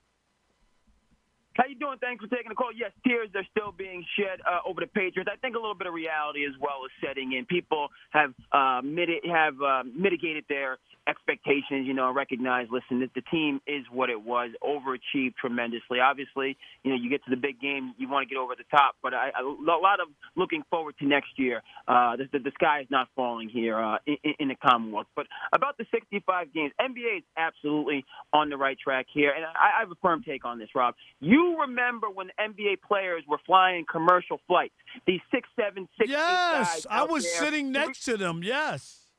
Okay, and the games were on tape delay. So right now, my feeling is these guys have no pride in their profession, none whatsoever. And all of this crying, all these bubble boy basketball players out here sitting out multiple games with these tenuous injuries, it just makes me absolutely sick because you have to realize what the game came from and what it took to build it up to this place. Never mind the fact these guys fly on private jets. Never mind the fact they got 18 coaches on the sideline, an assistant coach for the assistant coach for the assistant coach.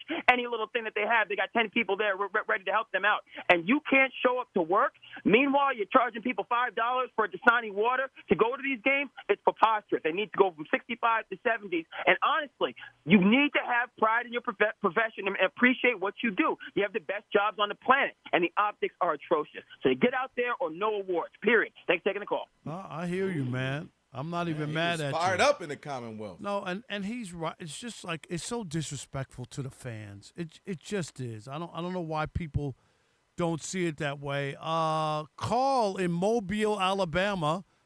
Hopefully he's not yelling at me tonight. How are you, Carl? You having a good night in Alabama? I'm having a great night. I haven't called in months, but I've been listening, talking to you guys. I just had to get in. Well, we appreciate that. Where are you on this 65 game rule?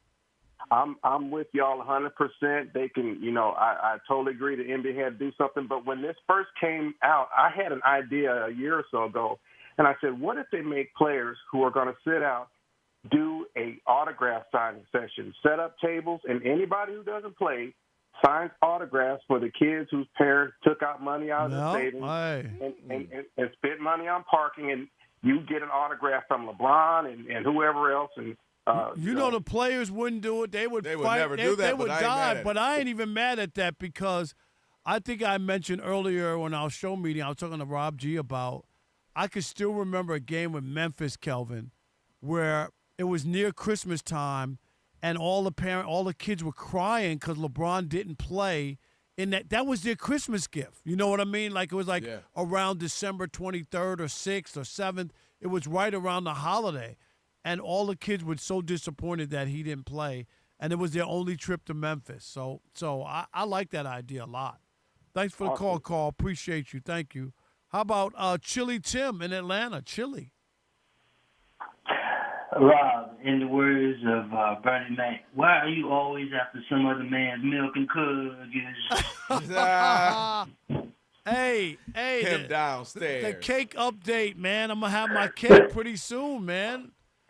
Rob, if you might be old enough to go get Meals on Wheels if you want to have stuff delivered to you. Hey, yo, come now that's on. funny. Wow. He might be right, Rob. Let me check yours. Hey, but you know what, Tim? You're right. She does have a car, so she can just drive over. See, Ricky. God. See, now he getting Something carried ain't away, right, Ricky. but I'm still riding it. Now he getting carried away, Ricky. What? See, now she got. All right. See, that's what I mean. Rob, you know, I don't know if I want to meet you in Atlanta. I got to make sure my wife stays far away from you, man. Oh, my God. Oh, hey, Chili, don't bring wifey. Stop. I see that now, man. What? I see that. Chili, I'm just a friendly guy. It has nothing to do with. Rob, if you want to be married, just go get your own wife. I know. You know? Yeah. Since this is Worship Wednesday, don't covet another man's wife. I'm gonna give you a word on Worship Wednesday. Oh, there that's you the go. Scripture for the day. There you go. That's a good strip. That's a good scripture. That's right. But I guess I'm kind of the opposite with it a little bit. I think I'm not mad if you change it with stipulations, and maybe you can kind of change it. Like if guys are legitimately hurt, which I don't know how you can gauge that, but maybe if you could find a workaround, but just not the low management. But I don't really want to punish a guy who has a habit of playing and does not sit out. And I know you can't do that across the board, but I just don't. If you can find stipulations to kind of work it around, I don't want to punish the guys that really do want to be out there and play, and they don't usually sit out. Chili, I get your point, right? You don't want to punish a guy. He just happens to legitimately be hurt. But every year just might not be your year, meaning this might not be the year that you're an All-NBA or the Defensive Player of the Year. Like, it might just be this year was tough on you. You were bogged down with injuries, but you bounce back next year. Like, every year doesn't have to be your year. Now, Chili, my thing, and I really believe that it's the best thing, is if somebody's really hurt and you give them 3 days, right? That would if you're really hurt and you have to miss 3 days, you can recuperate. If you're not really hurt, are you going to miss 3 games for your team just to be off for that one night? Do you see what I'm saying?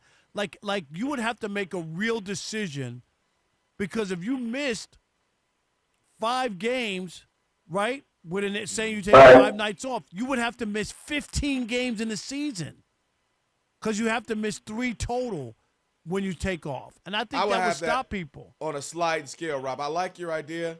Thanks. That's fair. That's fair, Rob. Yeah.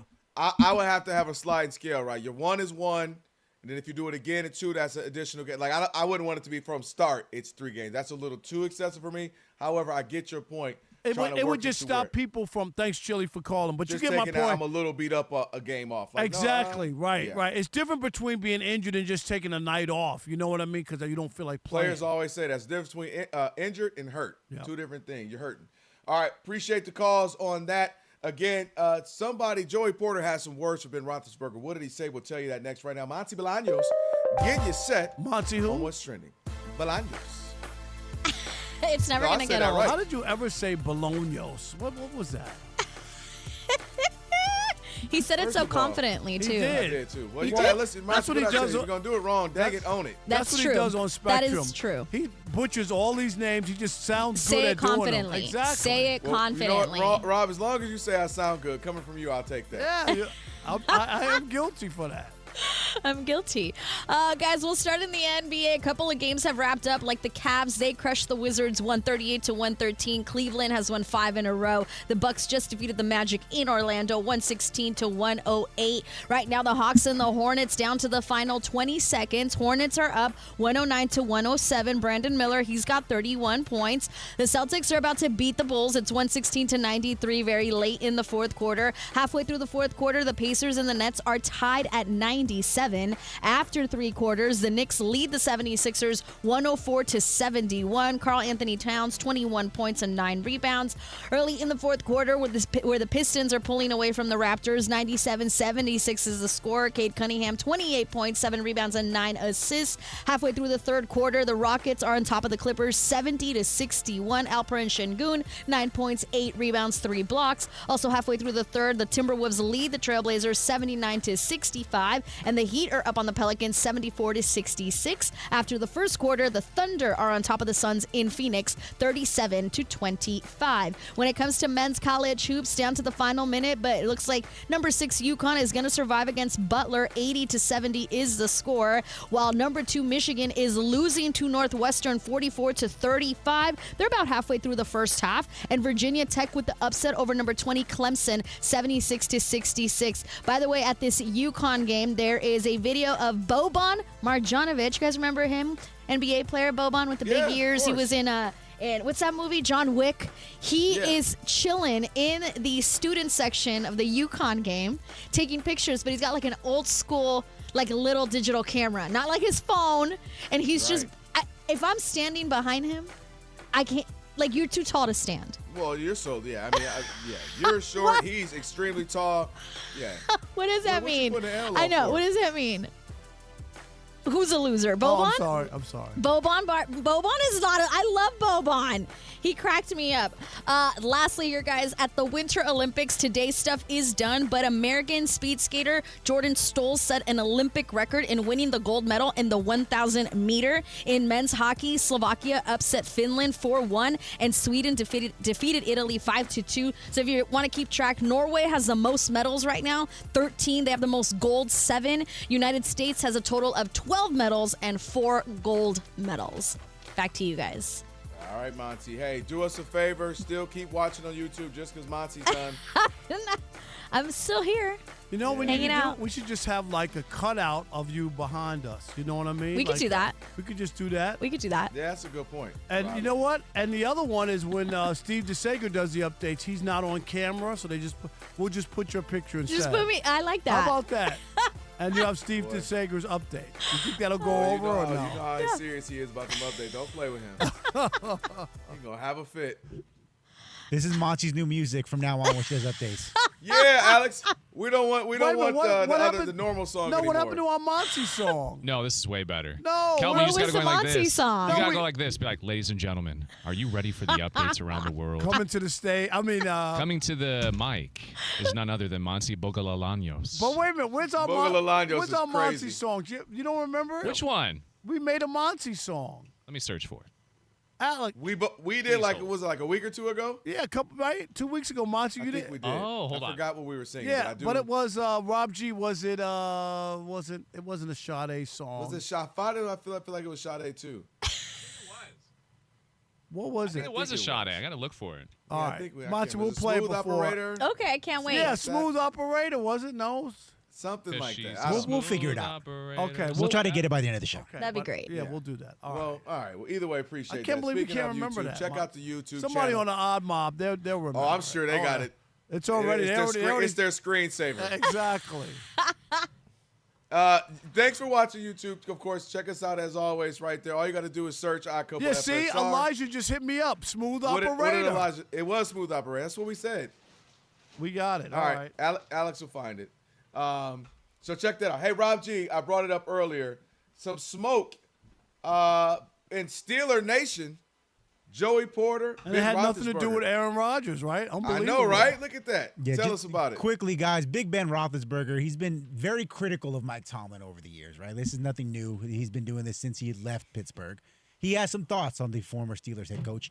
And last week, he said on his own podcast that he thought that Tomlin was a little too lenient with guys, especially towards the end, and that led to a lot of the chaos surrounding their roster there in Pittsburgh. Well, Joey Porter, who won a Super Bowl with Big Ben back in the day and actually coached on Mike Tomlin's staff a few years later, was none too happy with his former quarterback. Take a listen. 7 definitely broke the brotherhood because, like, that's the one I don't understand. The 7 dude that we don't talk about. I know. is crazy. Like out of anybody should talk, he should never grab a microphone and really talk Steeler business. Yeah. Because if we talking Steeler business, his ass is foul of all foul. Like that he's did is foul of all foul. He's not a good teammate. He meant done. Won a Super Bowl with him, but the person, he's just not a good teammate. Like he knows that. Anybody in the Steeler building knows that, but we protected him because I've only won 1 Super Bowl, and that was my quarterback. So do I love my quarterback? Yeah, but is he a good person? No. Man. You know what? Go ahead, Kelvin. Go ahead. No, I was just going to say, I don't know, and I didn't hear the whole interview. Rob G said that they kind of explained it to me. If you're the host of that, I need facts and figures. What did he do? What made him foul? Do you know what I mean? You just can't say that without documenting and giving me more than that. And she asked what made him bad, and he just kind of went back to round up his answer again, just like stuff he did, stuff we know. And this was Cam Hayward's podcast, not Diana Rossini, right? But let me say this to you, Kelvin. This is my point, and I know we don't have a lot of time. This is why players shouldn't vote for Hall of Fame and shouldn't be involved, because they have skin in the game and they have these personal relationships. When you talk about writers and people having grudges, like there's no way that despite what Ben did on the field, that Porter wouldn't have some axe to grind when it came time to vote for him and his teammates, right, and people. This is what I'm saying. Like there's more of a chance of somebody doing that and saying, "Oh, I'm not voting for that guy." He said, "I'm happy about the Super Bowl that I won, but he was a foul person." Do you see what I'm saying? Like, no, I get what you mean because now it's personal. I don't like you. So now, hey, Joey, should we vote him in? He'll be like, no, man, I don't like him. He's a bad dude. He's a bad teammate, blah, blah, blah. Taking it personal. I get that. But, man, I am shocked. I mean, you don't often hear players go that far. And to your point, he didn't, like, describe things. I needed that. I just needed that. I think that said a lot, though, Rob, because if it were stuff like if he said, man, you know, like he would leave his locker dirty. He would show up to a film session late. For him not saying things screamed louder to me. It was one of those like. But I need more. I don't want to say when you're saying somebody's a foul, it might be incriminating. When you say somebody's a foul person, like seriously, like he's a foul person. I'm just saying if I'm sitting there. No, I get it. I would just be like, can you give me an example? What makes him foul? I need you to just spell it out for me. And if he says, well, I can't even say it was so bad or whatever. Like maybe that would be. I think he. But was I'd have saying, to ask that. Right, I get that. That's what I'm saying. That's great reporting. I think I heard that without him saying it. Almost like I don't like you. I respect you because you were my quarterback, but you know you did some stuff that boy, if we ever got to telling on you, everybody would view you differently. And that's what it sounded like. That whole I'm not built to snitch on you like that. But you know what you did. But when you say that in public, though, you already have. Do you know what I'm saying? Like to me, if you don't want to get into it, you shouldn't bring that up. I don't. If you can't really say, you know, I hear you. What's the? You know what it reminds me of, though, Rob? You know how like you let something slide, you let it slide, you bite your tongue, and then there's that last straw. I feel like to Rob G's point, Ben Roethlisberger has been critical of Mike Tomlin. He's been critical of the Steelers. And I'm not necessarily mad at him because he's trying to be what we always ask for, is to be unbiased and impartial. But once you say that, you're not going to be friends with Ben Roethlisberger. You don't owe him any. Once you say that, even though you say, well, I appreciate it, he won the Super Bowl. Yeah. Dude, you going out there to have Christmas lunch with Ben Roethlisberger? No. No, I think he's saying, I'm still trying this. I interpret it as I'm still a Steeler. I'm trying to keep this thing, keep our Steeler dumb on lock. I don't want to get the skeletons out the closet. Now when you say somebody's you better stop shooting because if we start shooting, I'm gonna tell you, I'm gonna say some stuff. But That's he didn't say he wasn't a good team. He said he's a foul person. Like, do you know what I'm saying? That didn't scream loud to you though. No, I still need. I need. You get more. what I mean? If he just said teammate, well, why? Like I said, man, sometimes he would like hit on a girl, my girl, or he would like, he wouldn't pay for dinner like everybody else would. Like you would say stuff like that. Foul person screams, I don't even want to tell you because he may never get a job again, or he may lose his household. Like, you know what I mean? That's how I interpret that. Yeah, I always want more details before if you're gonna kill somebody's character, you got to give me more than that. That's just me. I get it. All right, 877-99 on Fox. You know what time it is, Rob? Last call. That's right. Last call from the Odd Couple, 877-99 on Fox. Your chance. And we're gonna have that Monty song coming up on right. Are we gonna have it? Yeah, we're gonna have it. Oh, can't wait. And you get to hear the Monty, us serenading her. The Monty Fox anthem. Sports Radio. Yes. It's last call time on the Odd Couple.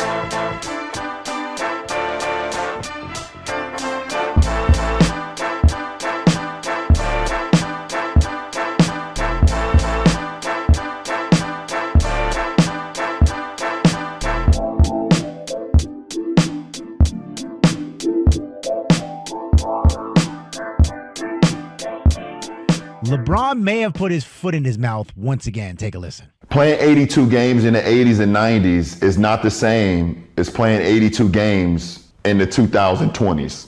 It's just not. The way we play, the level of pace, the level of the speed that we're playing at, it's a different game now. It's a totally different game. It's a lot of soft tissue injuries that's happened now because of it.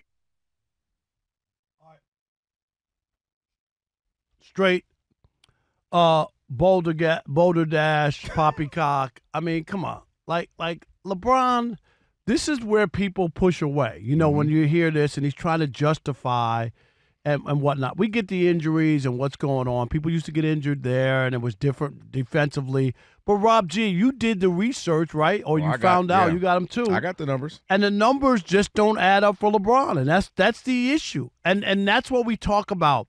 When you listen to these terrible podcasts and there's nobody there to push back and say, well, that's interesting, LeBron, because back in so-and-so, it's the same, and you're saying you're playing differently. What you got? Man, let me tell you.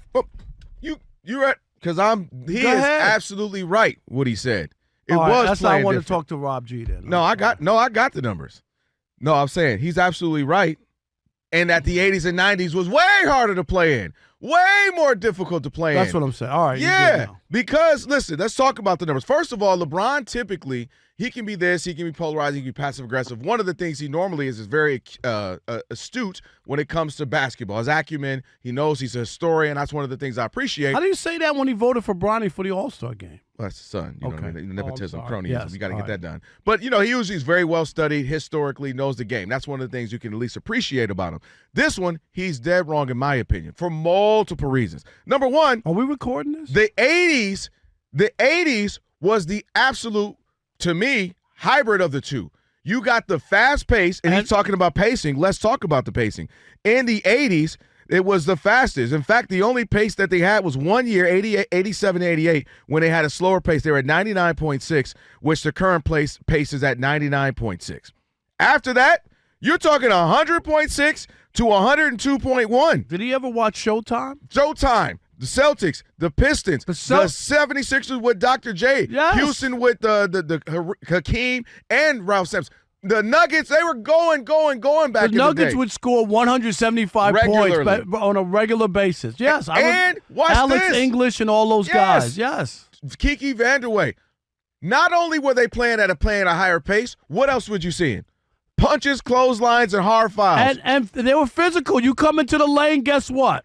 You're going to get a two-piece and a biscuit. So they are playing at a faster pace, way more physical. They didn't have commercial airlines. They did not have the advanced medicine and nutrition that they have right now. They used to ride next to me on the plane. Literally. When I covered the NBA back then, NBA players sat next to me. We were on commercial flights. Yep. We took 6 a.m. flights out of every city. Like, that was an NBA rule, because back then you didn't come back home and get in your own bed. You would go on a road trip. Yep. And you would stay on the road, and you would fly to the next city, and we would be on those flights. Exactly. So the idea that, it's just so hard now. All y'all do is go 35 feet out and set pick and rolls. Now, if you want to talk about soft tissue issues and why guys are beat up and brutal, I tell you why, and I've been telling this since the duration of me on this show. It's that they only play basketball since they were 6. And that's all they do. And they're playing for their team. They're playing for the travel league. They're playing AAU. Then they play for this team. That's not what people did. They played all sports. They played all sports. How many times we hear about guys playing football, baseball, basketball? Oh, I didn't really lock into basketball until my freshman year, because the other years I was playing this. Or in high school, I had to decide which one am I going to finally commit to, because I played all of these sports. That's the issue why guys are beat down, wore out. That's why LaMelo Ball is always injured, and Lonzo Ball is always injured, and Zion's always injured. And they played 1 million games on the AAU circuit on the weekend. 6 on Saturday, 5 on Sunday. Ridiculous. Then I go back to my regular team, and I'm playing too much. But the idea that they're playing faster pace and it's harder. Yeah, right. You have everything catered to you. The best medicine, best nutrition, best travel, best doctors. I don't remember any masseuses traveling when I was covering the NBA in the 80s. I don't remember. I don't even remember. There was some fat guy in there rubbing you down after a game. That's about the best you got. What was the dude with the Pistons for all those 30, 40 years? What was his name? Mike Abdenauer. Abdenauer, exactly. That's a good call for you. Very good. Mike Abdenauer. Yeah. So I'm blown away with this one, LeBron. It's a big miss, because they played at a faster pace throughout the duration of the 80s. They played much more physical basketball. They didn't have the advancement of medicine and technology. So I don't get where he's going. And guys do. And then your guy, Joe Dumars, came out and said they're saying there's no more, when it comes to the load management, there's no significant data that concludes that you're better off with load management.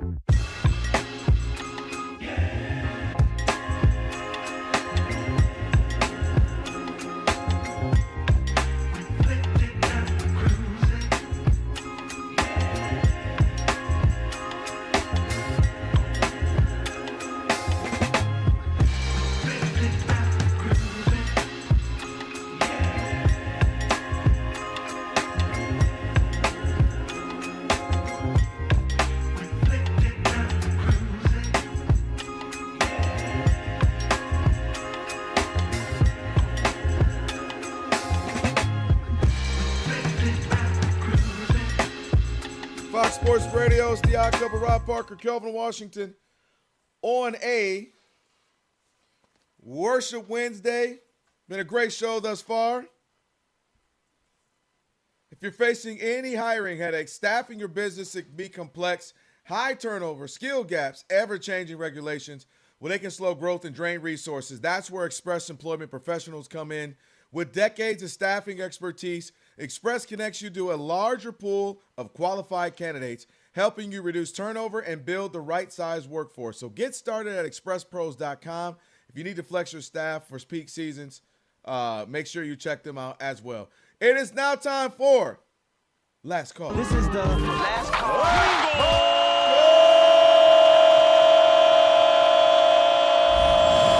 It's Last Call. Last Call time on the Odd Couple. Last call. Who we got?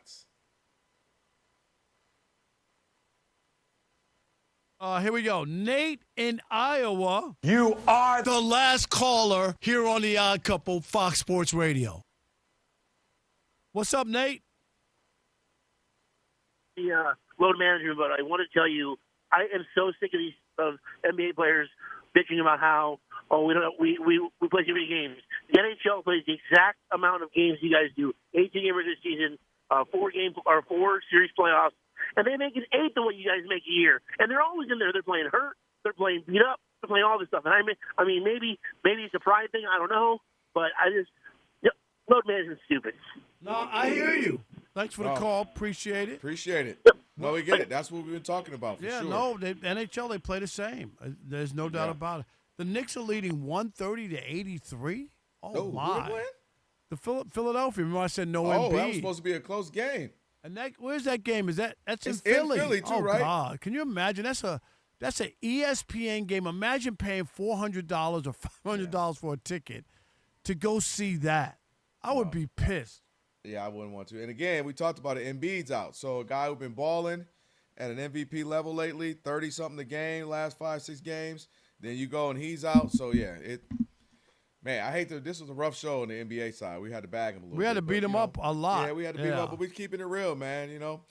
Do we get the song? Do we have it? Yeah, we're close to it. We did. Okay. No? Okay. We going to have it or no? I think, Rob G., did you find it? Alex? Pending right now, pending. Okay. I like how you talk about it on air before you know whether or not we have it. No, so now the listeners are waiting and waiting and waiting. Kelvin asked because wasn't in on the conversation. He asked. I didn't Well, say here's the that. problem: is we have you guys singing. We don't have the mixed track behind it because it was done live. It was never mixed and mastered.